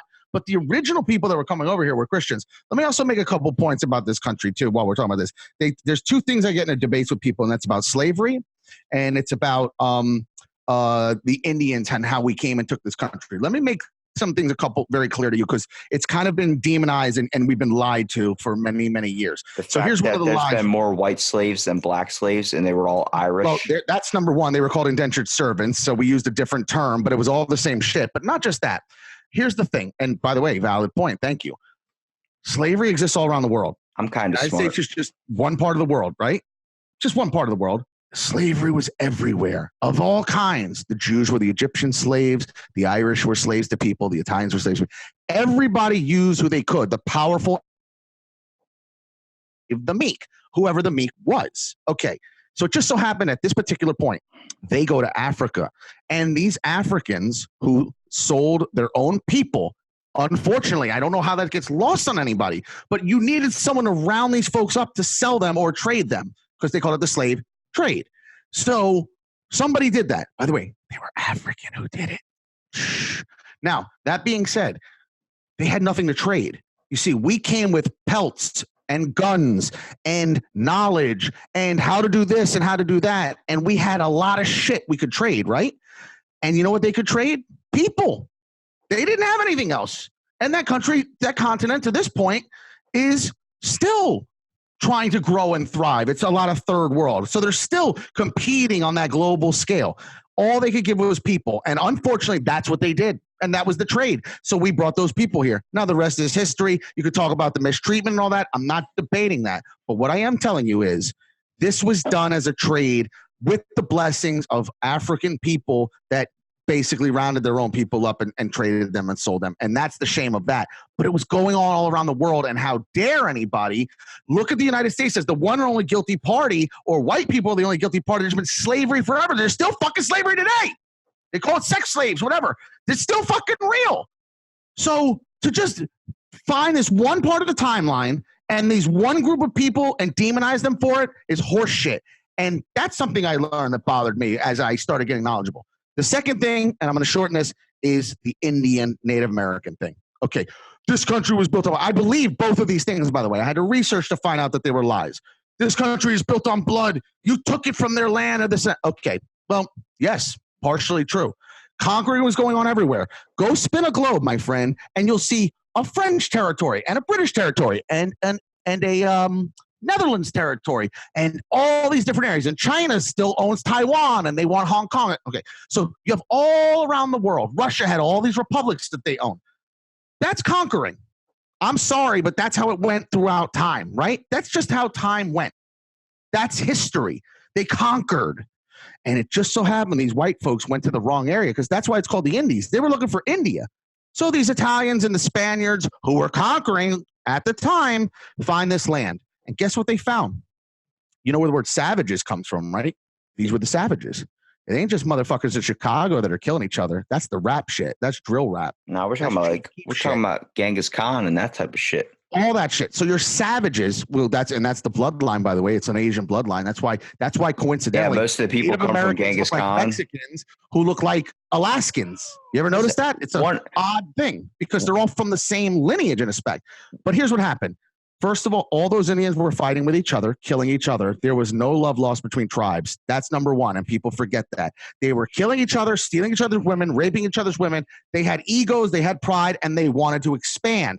That's how you showed power, was by being in as many different places as possible, right? Yeah. Look at you, got a skill there. And you were hypnotizing me, actually, even. That's the whole government ploy. Yeah, like what is this? This is like Operation Vape. What the fuck is going on here? Operation Vape Circle that just fucking happened here. By the way, Operation Millennials. Did you ever see Al Roker when like Al Roker's on thing and then he just freezes like that on air for like 30 seconds and they said like his programming went funny? Did you ever see that?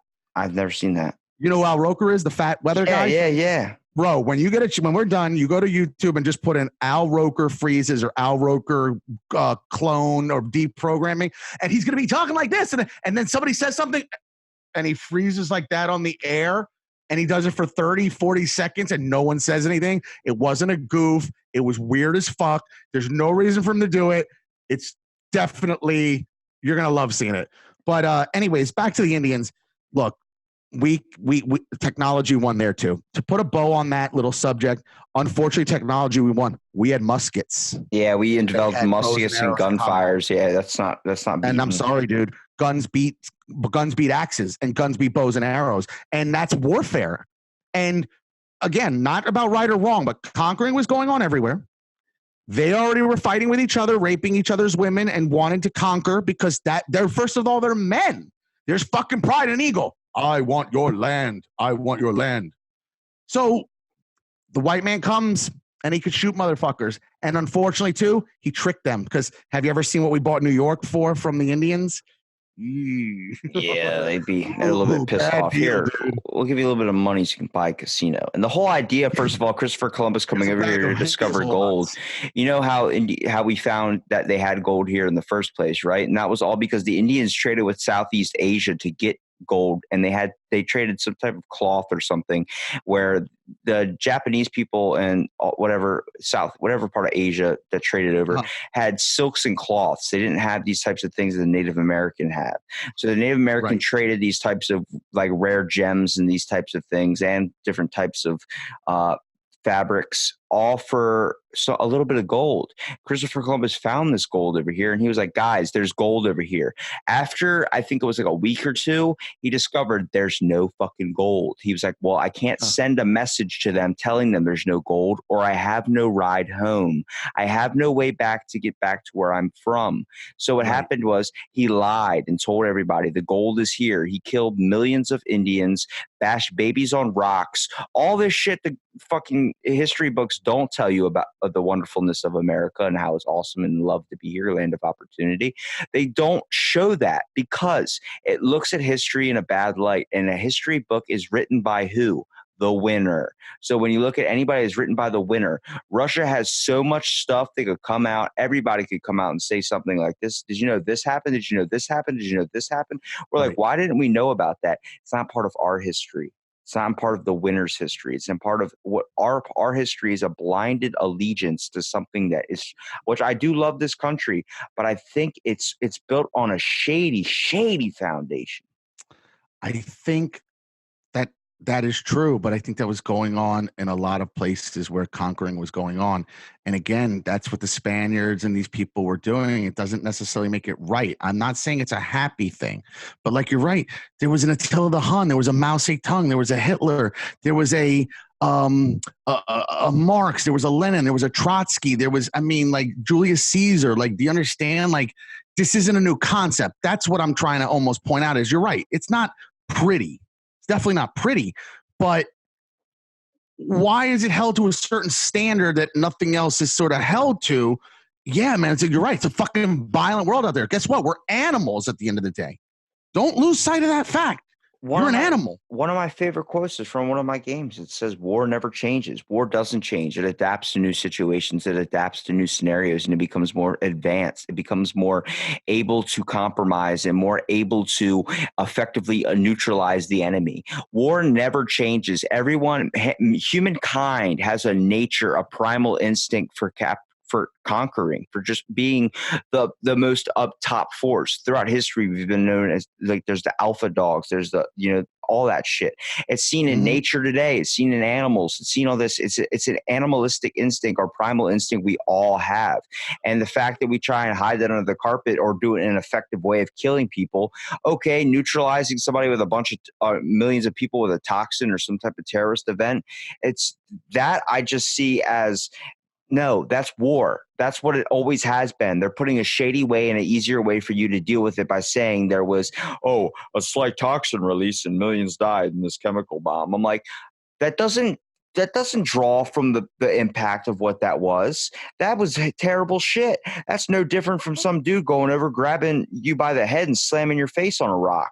That's no different. No, that's pretty brutal. I would say. I just think I hear you where we talk about capitalizing and all these types of things, but how do you think we can change from this? How do you think mankind will ever be able to overcome conquering? No. I think that this is why we're seeing AI, because people think there's a better thing. I think there's a school of thought that man is flawed, and it brings up an interesting thing because Alex Jones is big about humanity. And he talks about this, and he's one of these big people. We are flawed, my friend. You see, every ism, every ocracy, every theory put on paper is really, really not so bad. Socialism on paper is not bad. Fuck communism on paper is not so bad. Democracy on paper is not bad. Capitalism on paper is not bad.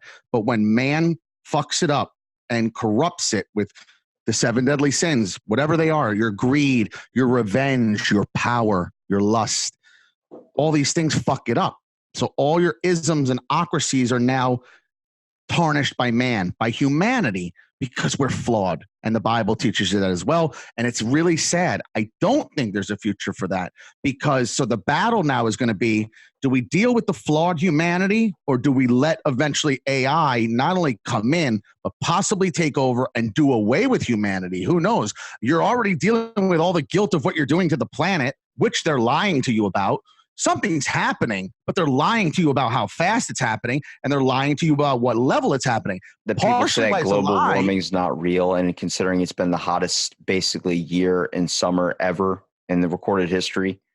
I think that Yes, it's getting hotter. I don't think that it's going to lead to the catastrophic effects that it says in 10 years. If that was true, why didn't you do something 10 years ago or 20 or 30 I or don't 40? think it's Forget the 10. politicians. Well, if you look at Nobody's done anything forever. if you look And at let me just say this. What happened to the ozone layer? So that's not our problem anymore. You notice that? So you're a little young. The big thing was the aerosols in the ozone layer. Well, we did something about that. I'm a little young, but I'm aware of the ozone layer. Okay, the whole so factor behind it. Why is that not a top? It got eliminated when we realized never that mentioned anymore. it got eliminated when they realized the main factor or contribution to the ozone layer becoming bigger and more harmful was the fact that cows, that whole manure process, all that farting and all that shitting. Methane is a bigger problem than carbon.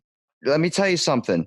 How about that? They're not even being honest with you about that. The whole reason that the Church of Euthanasia has anybody against them is because everybody's like, it doesn't matter if everybody died on this earth because cows are still producing more freaking whatever harmful gases than anything. Yes. I'm like, that pasture you walk by, but you know what's more important? A McDonald's cheeseburger and that cow that goes into that cheeseburger, and that makes money, which makes a money system, which makes you forget about the problems of the global cattle and beef industry is a huge moneymaker. And by the way, they are now coming out with the Beyond Burger and the Impossible Burger to satisfy people and say, okay, you want to get rid of cows, you want to get rid of that, and it's probably best that we do. So it's very interesting because now we're going to accept genetically modified hamburgers when the whole anti-GMO movement, it's really such a weird conundrum that's happening now. So it's okay to have a plant-based made out of the blood of the stem of the weird, this iron, they manipulate like some iron thing out of it. I can't remember. It's called heme, Heme is the main ingredient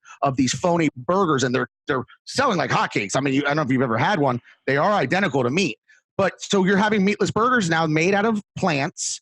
But why are we okay with GMO burgers like that? I thought we were supposed to be against GMO, but I guess to save ourselves from the methane and the cows and all that, I'm against GMO when it comes to the concept of a never rotting tomato that they created that never rots and it has no taste though. I'm like, but doesn't that eliminate the whole experience of a taste of food? Like, why is it that care? I was like, we look at McDonald's or some type of fast food restaurant. Why do you feel like shit after you eat it? Because I feel like they're doping you up in a way.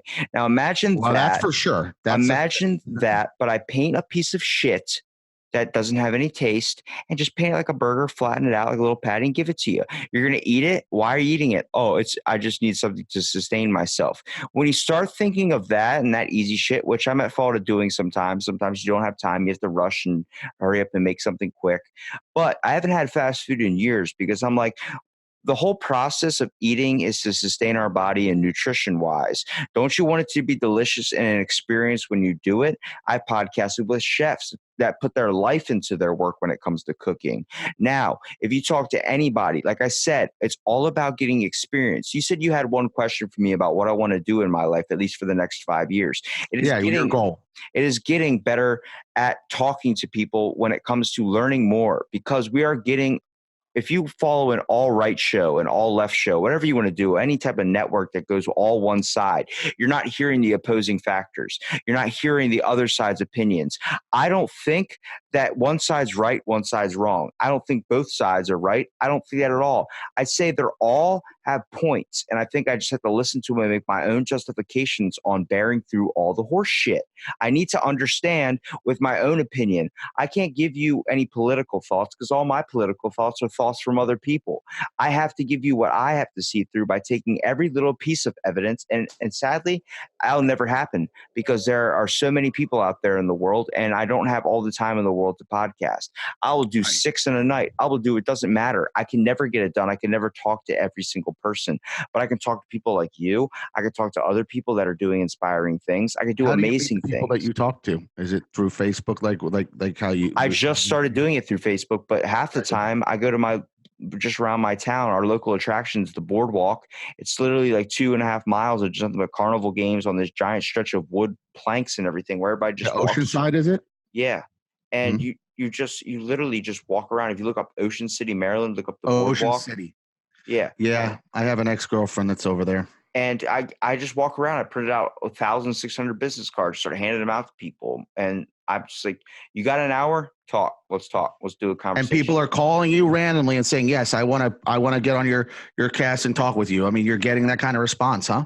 Yeah, That's I mean, awesome. it was definitely sketchy at first. I probably was like, hey, I was handing them out a little bit, like a handful at a time, like, yeah, whatever. But then I remember specifically there was this guy, we get a lot of like people trying to sell shit on the boardwalk. Well, a dude Right. walked up to me. He was a Chinese guy just in a monk outfit. Probably wasn't even a monk, wasn't anything like that. But he acted like he didn't speak English. And he goes, peace and love, and puts a wristband on my wrist, the little beaded thing he made. And I'm like, well, thank you so much, man. I appreciate that. You know, I have this podcast to give my card and everything. He goes, donation? I'm like, I don't have any money, man. He goes, oh, and then takes it off my arm. I'm like, you fucking asshole. Wow, man. I'm like, I'm about to podcast so with sweet, you and was he? find out why you're a douchebag. And then he did it to someone else walking down the thing. And the one guy was like, nah, man. And he walked away. And I was like, dude, he fucking got me too. He took that shit away from me as soon as I said I didn't have any money to give, man. And he goes, you reminded me of, I was on a subway going to work in New York. I was probably your age, somewhere 19, 20, whatever. And somebody that was pretending to be blind was handing out little cards about Braille and sign language or whatever, with like a little sign language kit. And on it, it basically wanted a tip for them giving it to you. And they just threw it in your lap. Even if you didn't take it, they placed it on everybody. And then they would come back around to collect them back if you didn't give them money. And I don't know why I said something to the lady, like, I don't want this or something to that effect. And she was supposed to be deaf. That's what it was. Yeah, sign language. She was deaf. Okay, not blind. And her back was to me, and she's giving them things. And I said something like, I don't want this. And she turned around and took it from me. And I'm like, wait a minute, you're supposed to be fucking deaf. How did you hear me? How did you hear me tell you I didn't want the card? why did that blind guy catch that tennis ball I threw at him? He fucking heard it. That's why. You ever seen the movie Airplane?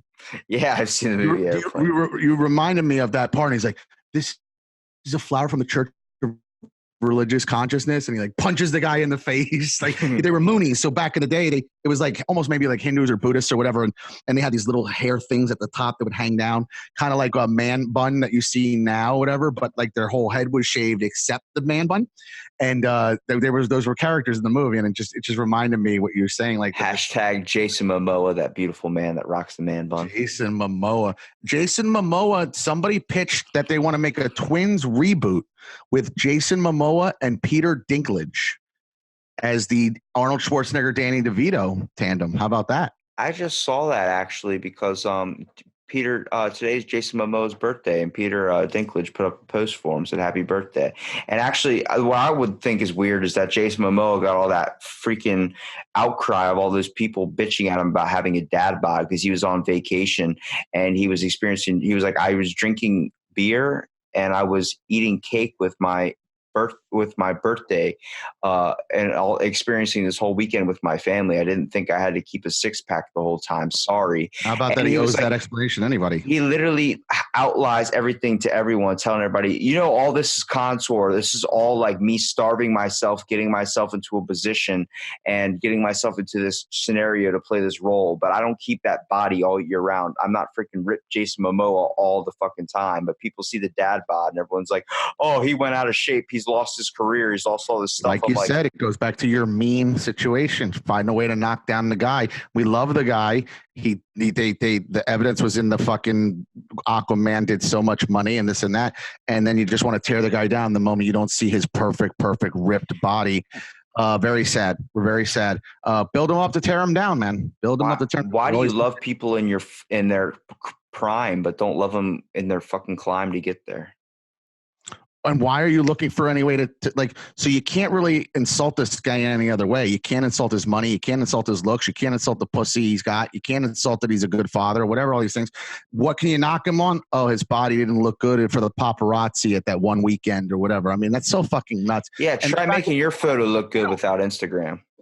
Yeah. It's just, and the fact that he has to owe someone an explanation for that. How about that? Like, he shouldn't have even gone on the air at all. And how about just a fuck you on your Instagram page, which he can't do because you got to appease all the people. But imagine he has to explain this to anybody. How about that? Like, is that where we're at? That you have to tell your public why you don't look ripped?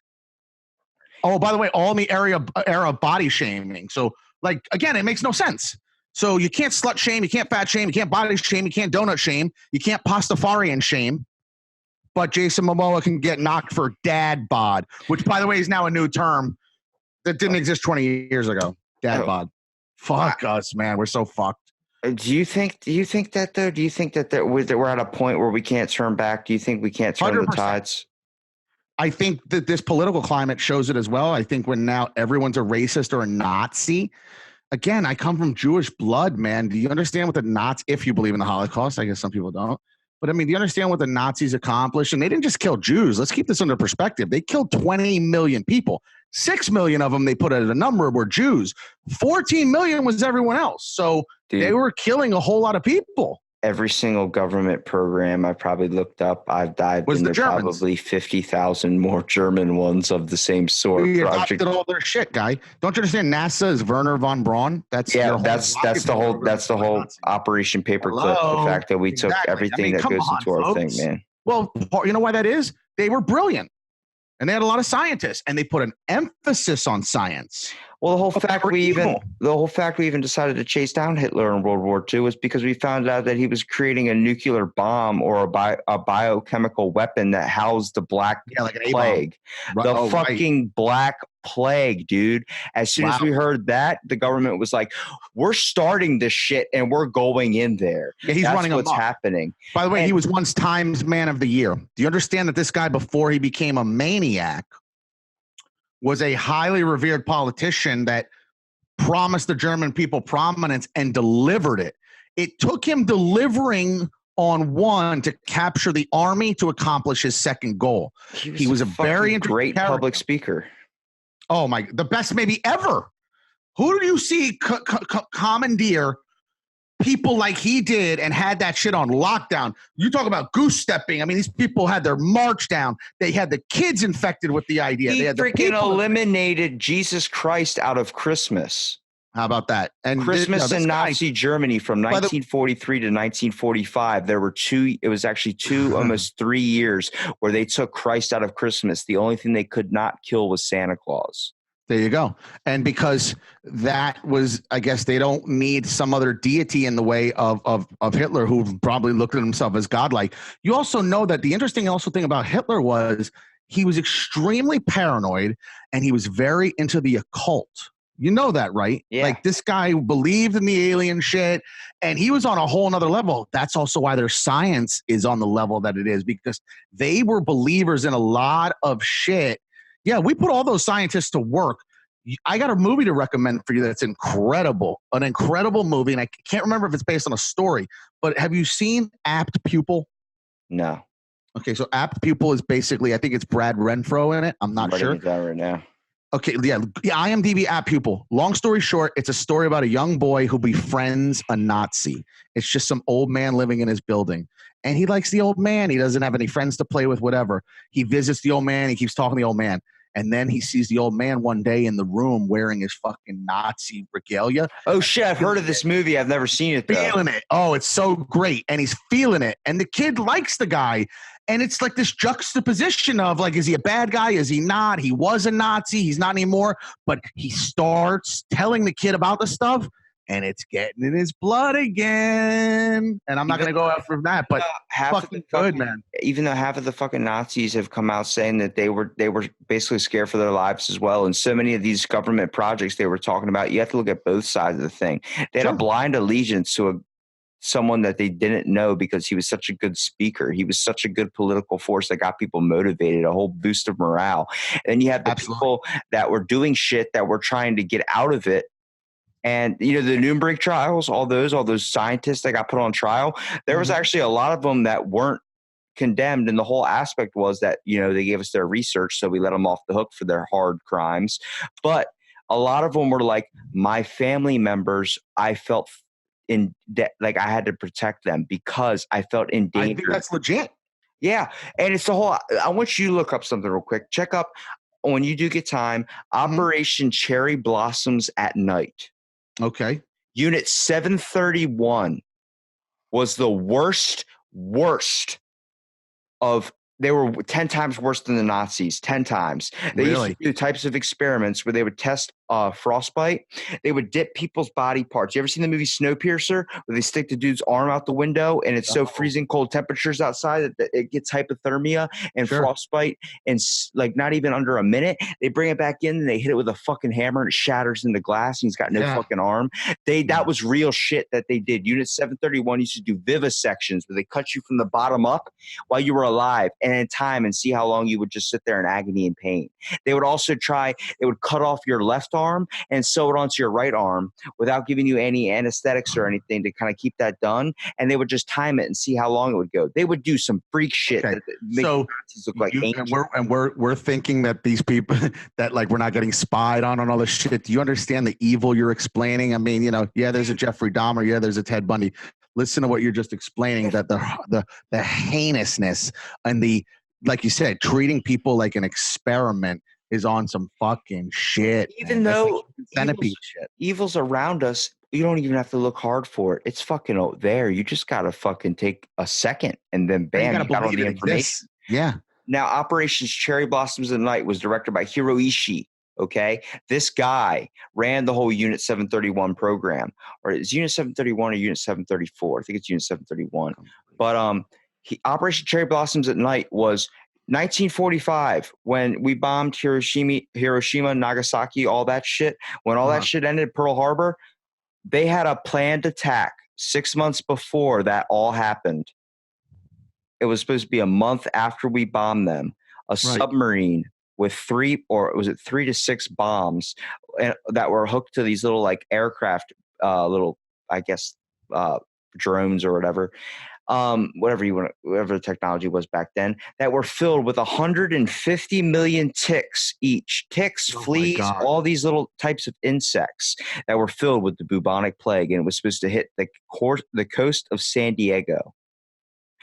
If that would have hit, we'd all be living in a fucking desolate wasteland, or we would all be Japanese right now. They would have won the war because America would have perished. You know how hard it is to kill one flea? No, you're absolutely right. That's like some crazy warfare shit. Right? They had it all planned, and fleas are tough. After we bombed them and we had the trials and everything, Nuremberg trials, and then we did also a separate thing for Unit 731 and the people that were exposed with that. They were like, wait a fucking minute. What is this plane that has this, or this submarine that has these planes inside of it, these little drone carrier aircraft things? And they're like, oh, that was this planned attack called Operations Cherry Blossoms at Night. They read into it. They're like, you would have fucked us. You would have won. And they were like, yeah, well, the whole idea is Operation Paperclip, where we split up the Nazi scientists. Well, guess what? We picked all the whole reason they called it Operation Paperclip was because they had files clipped to them that had the work they were doing and the research they were doing. Well, listen to this. Space, all that type of shit. America picked up all those scientists, which helped us win the space race. But when it comes to Russia, they picked up all the biological type shit, all that warfare type stuff, dealing with the bubonic plague and shit. And then the Japanese, that got a little tiny sliver of the action because they didn't have that much of an impact when it came to helping America, England, and all these other places. They picked up chemical scientists, the guys that fueled their chemical engineering program. Now everybody's kind of at the same level when it comes to technology and war, because we're all that information the Nazis had is old now. It's old shit. We're way past that now. But back then, that gave everybody a 10-year advancement in a different category when it comes to biological, chemical, or even space technology. It gave everybody a little 10-year gap between each other where it was like, all right, I'm a fuck ahead of you in the space program, bro. So now I can get my guys to the moon. Now, do I think we landed on the moon when it happened? No. But that's probably for another podcast. Right. What I'm saying is there's evil lurking in the shadows, and those shadows tend to be all around us. And all you have to do is take 5 seconds to look into it, and you will find some shit. But I think too many people get scared at the fact that they can't afford their Starbucks Frappuccino, which seems like bigger worry than what's happening in Africa or some other shit like that the government's trying to keep from you, or really not even keep from you. Just make something else a major priority. The fact that it's $8 to get a salad at McDonald's. Are you fucking shitting me? Right. Well, man, I mean, that's funny, man. It's Good stuff. I know. You kept saying during the podcast, like, look, you're a younger generation. I'm like, but dude, I'm pretty fucking open for my information basis, man. I know Absolutely. so many kids that won't even like want to even get into any government shit about it because they're like, how do you know all this stuff? I'm like, it's fucking there, man. How do you not want to know about our history? The fact you have to understand all the knowledge is there. You have to have a thirst for it. You have to want to acquire it. There was a rapper named Razkaz that had a really good line in a song called Soul on Ice. He was a West Coast rapper, but he was really smart, not a weed guy or anything like that. And he had a line. He says how did it go? He said the knowledge of your wisdom is the circumference of your activity, or something like that. And it was really like profound. And I'm probably butchering it. You got to just look for the song Soul on Ice. It's really good. But it was such a good point. Is you only know what you choose to want to know. And even if you're a young man like yourself and you're ahead of your time in your quest for knowledge, your thirst to meet people and talk to people and have conversations where you don't know where they're going to lead to, you don't know where they're going to go. These people are essentially strangers to you. I imagine 90% of the people or 80% of who you talk to. And that you just have that in you that you want to explore. So that in and of itself is a victory and sets you apart from others. I don't know how much video game playing you do, or where if you immerse yourself in some other worlds, but I would say probably not too much if this is something that's of an interest to you, because this is real interaction. This is humanity. This is, humans sharing ideas and sharing opinions and learning from each other. And you're right. There's nothing wrong with that. I could see that your attitude, which you even when you talked about color and why can't we just all be, tolerant and accepting of this or whatever. You're right. In a perfect world, it would be that way. Unfortunately, we are tribalistic. And in America, especially, we like to group by easy categories. Indians are red, Chinese and Asians are yellow. We have black people, we have white people, we have brown people. We have old people, we have young people, we have fat people, we have tall people. We like to classify. We were doing hashtags before there were hashtags. We love putting people into groups, again, because it's about judgments. Now, if you want to go down your own personal rabbit hole about judgments and how to try to be free of judging people and worrying about people judging you, that's a whole another self-building thing. But it's all based on judgment and classification. And why do we do that? I think it goes back to your mean factor. We want to make ourselves feel better, even if it's at the expense of others. Because sometimes you can't make yourself feel better based on your own merits or your own accomplishments or your own achievements. So how do you then next do that? You do it at the expense of others. Pretty sad. Humanity is very flawed. We created the greatest things in the world. And then, like you said, we're the same people that'll send a giant bomb full of ticks at you. Shit, man. It's humanity. I think in a world of darkness, there's got to be a little bit of light. And I think it's really just honestly... Where?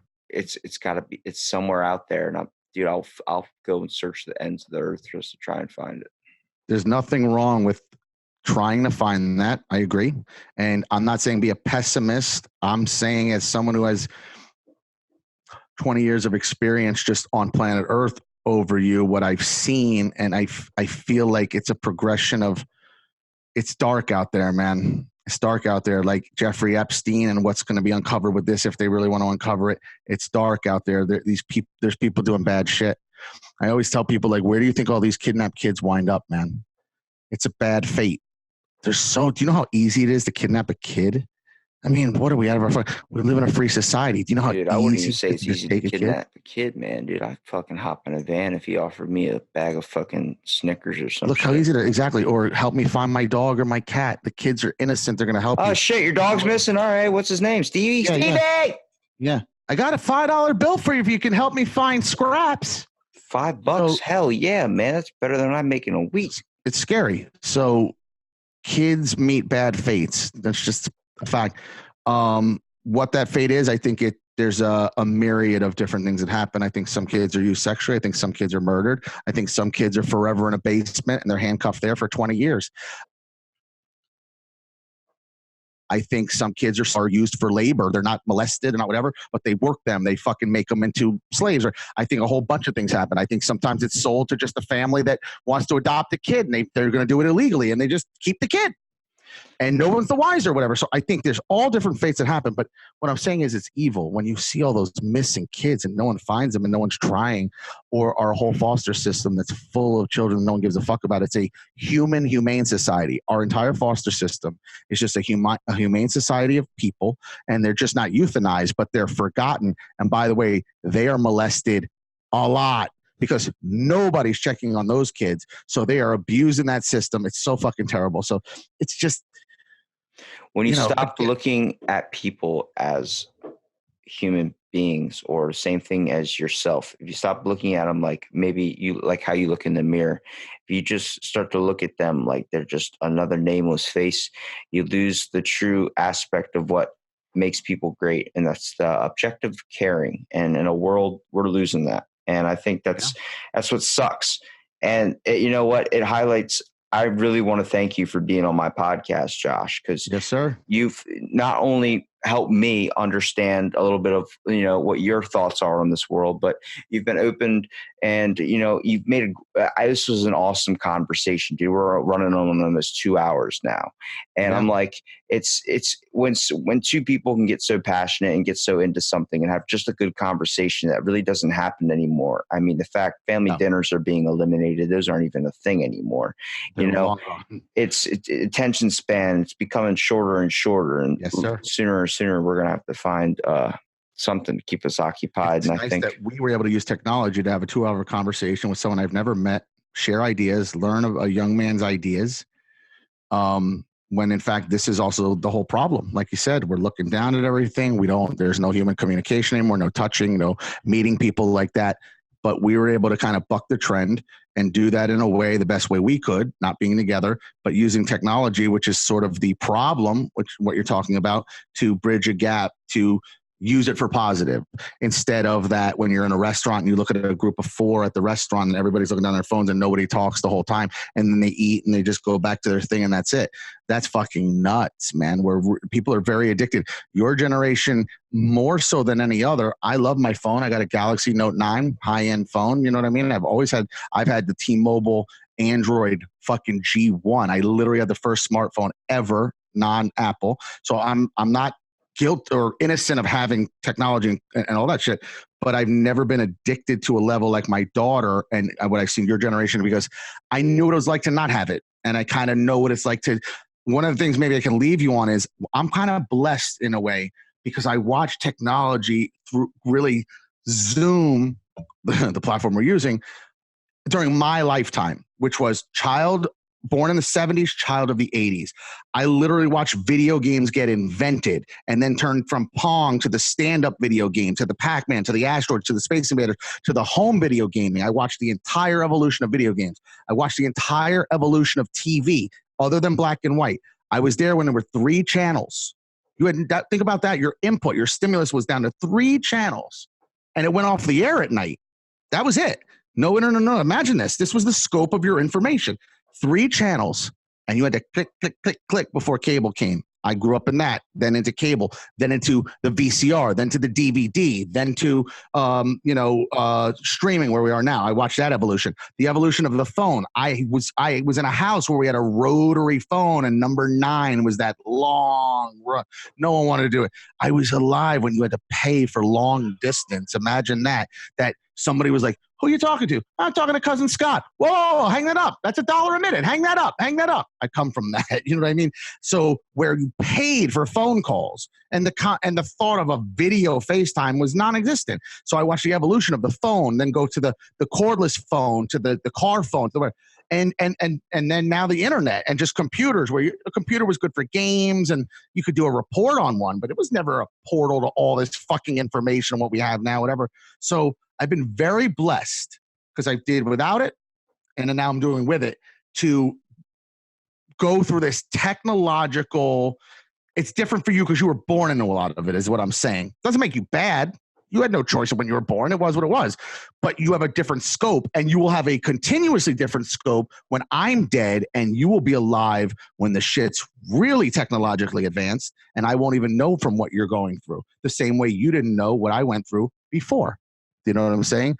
But I come from an interesting era where I saw all the technological advancing. I mean, I spent most of my time hanging out with my grandparents, being raised by them, and then also having their influence. Where my great grandfather grew up in the 1920s. He dealt with that Mhm. depression, and I saw him suck down a chicken bone and basically eat part of the bone. And it's Wow. kind of, if you ever see me eat chicken, that's kind of what I do too. I basically suck on the bone and get every last bit of it, even if you eat some of the bone. He taught That's me. a poverty mentality. I asked him that. I asked him, why did you start doing this? And, he used to say clean plate club. So I'd sit there after drinking 3 things of chocolate milk, not wanting to eat my vegetables, not wanting to eat anything because I was full of chocolate milk.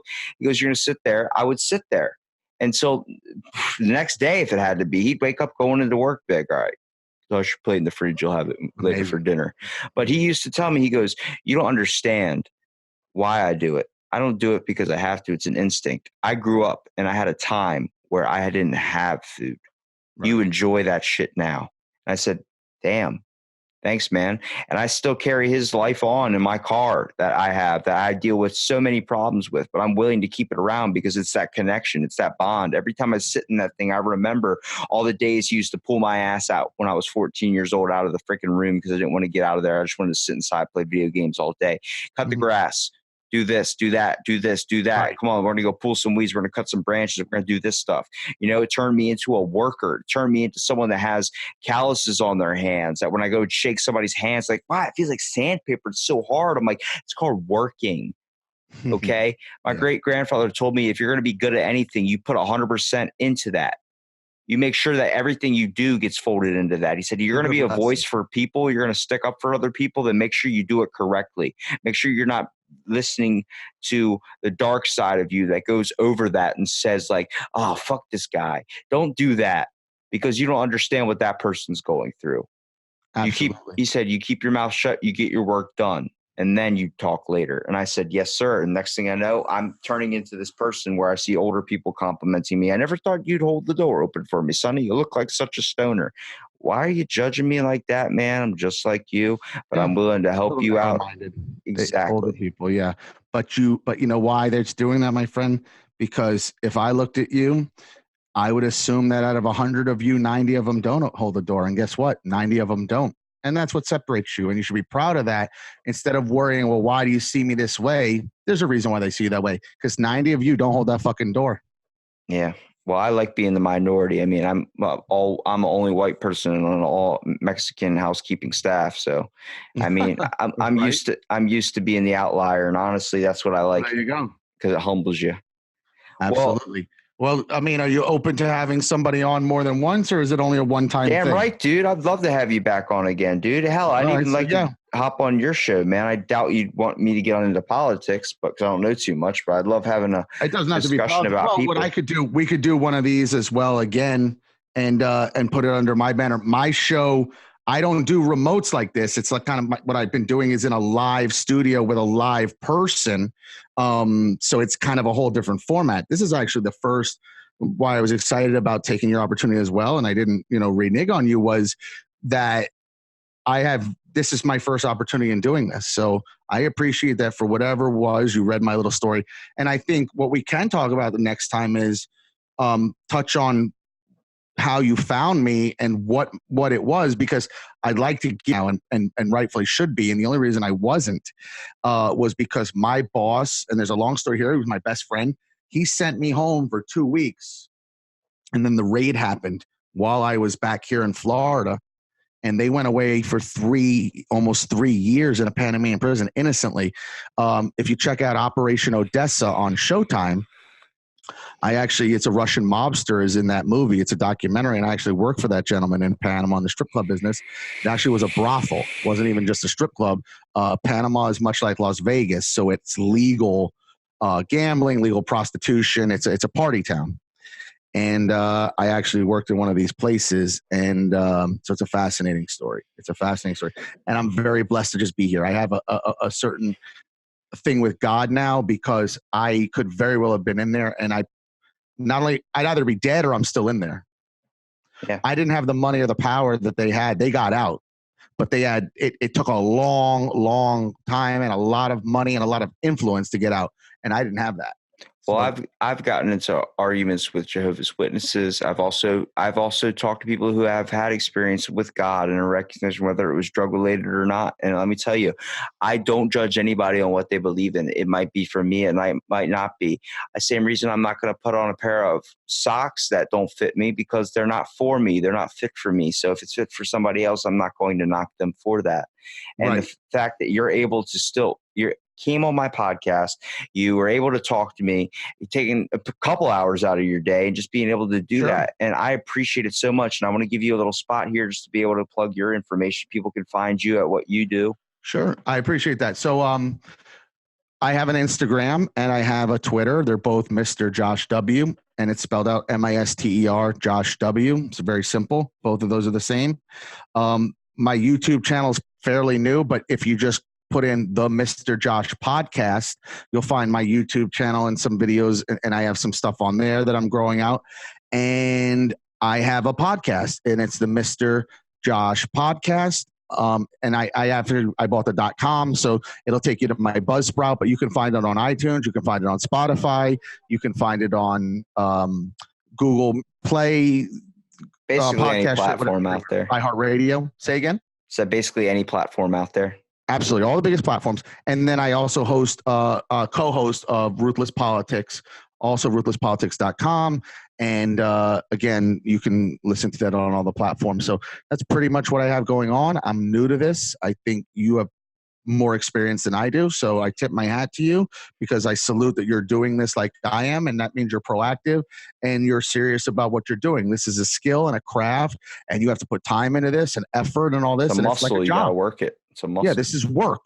And so I commend you, and I would definitely like the chance to come on and talk about anything. But at the very least, I'd like to share with you some really, really interesting stories about living overseas for the short time. And then I was a DJ and a manager in the strip club business for about 7 years in a very interesting club, and a lot of stories. Right on, man. Well, I appreciate you being on this episode Out of the Blank, and I hope to have you on again soon. I appreciate it, brother. Thank you.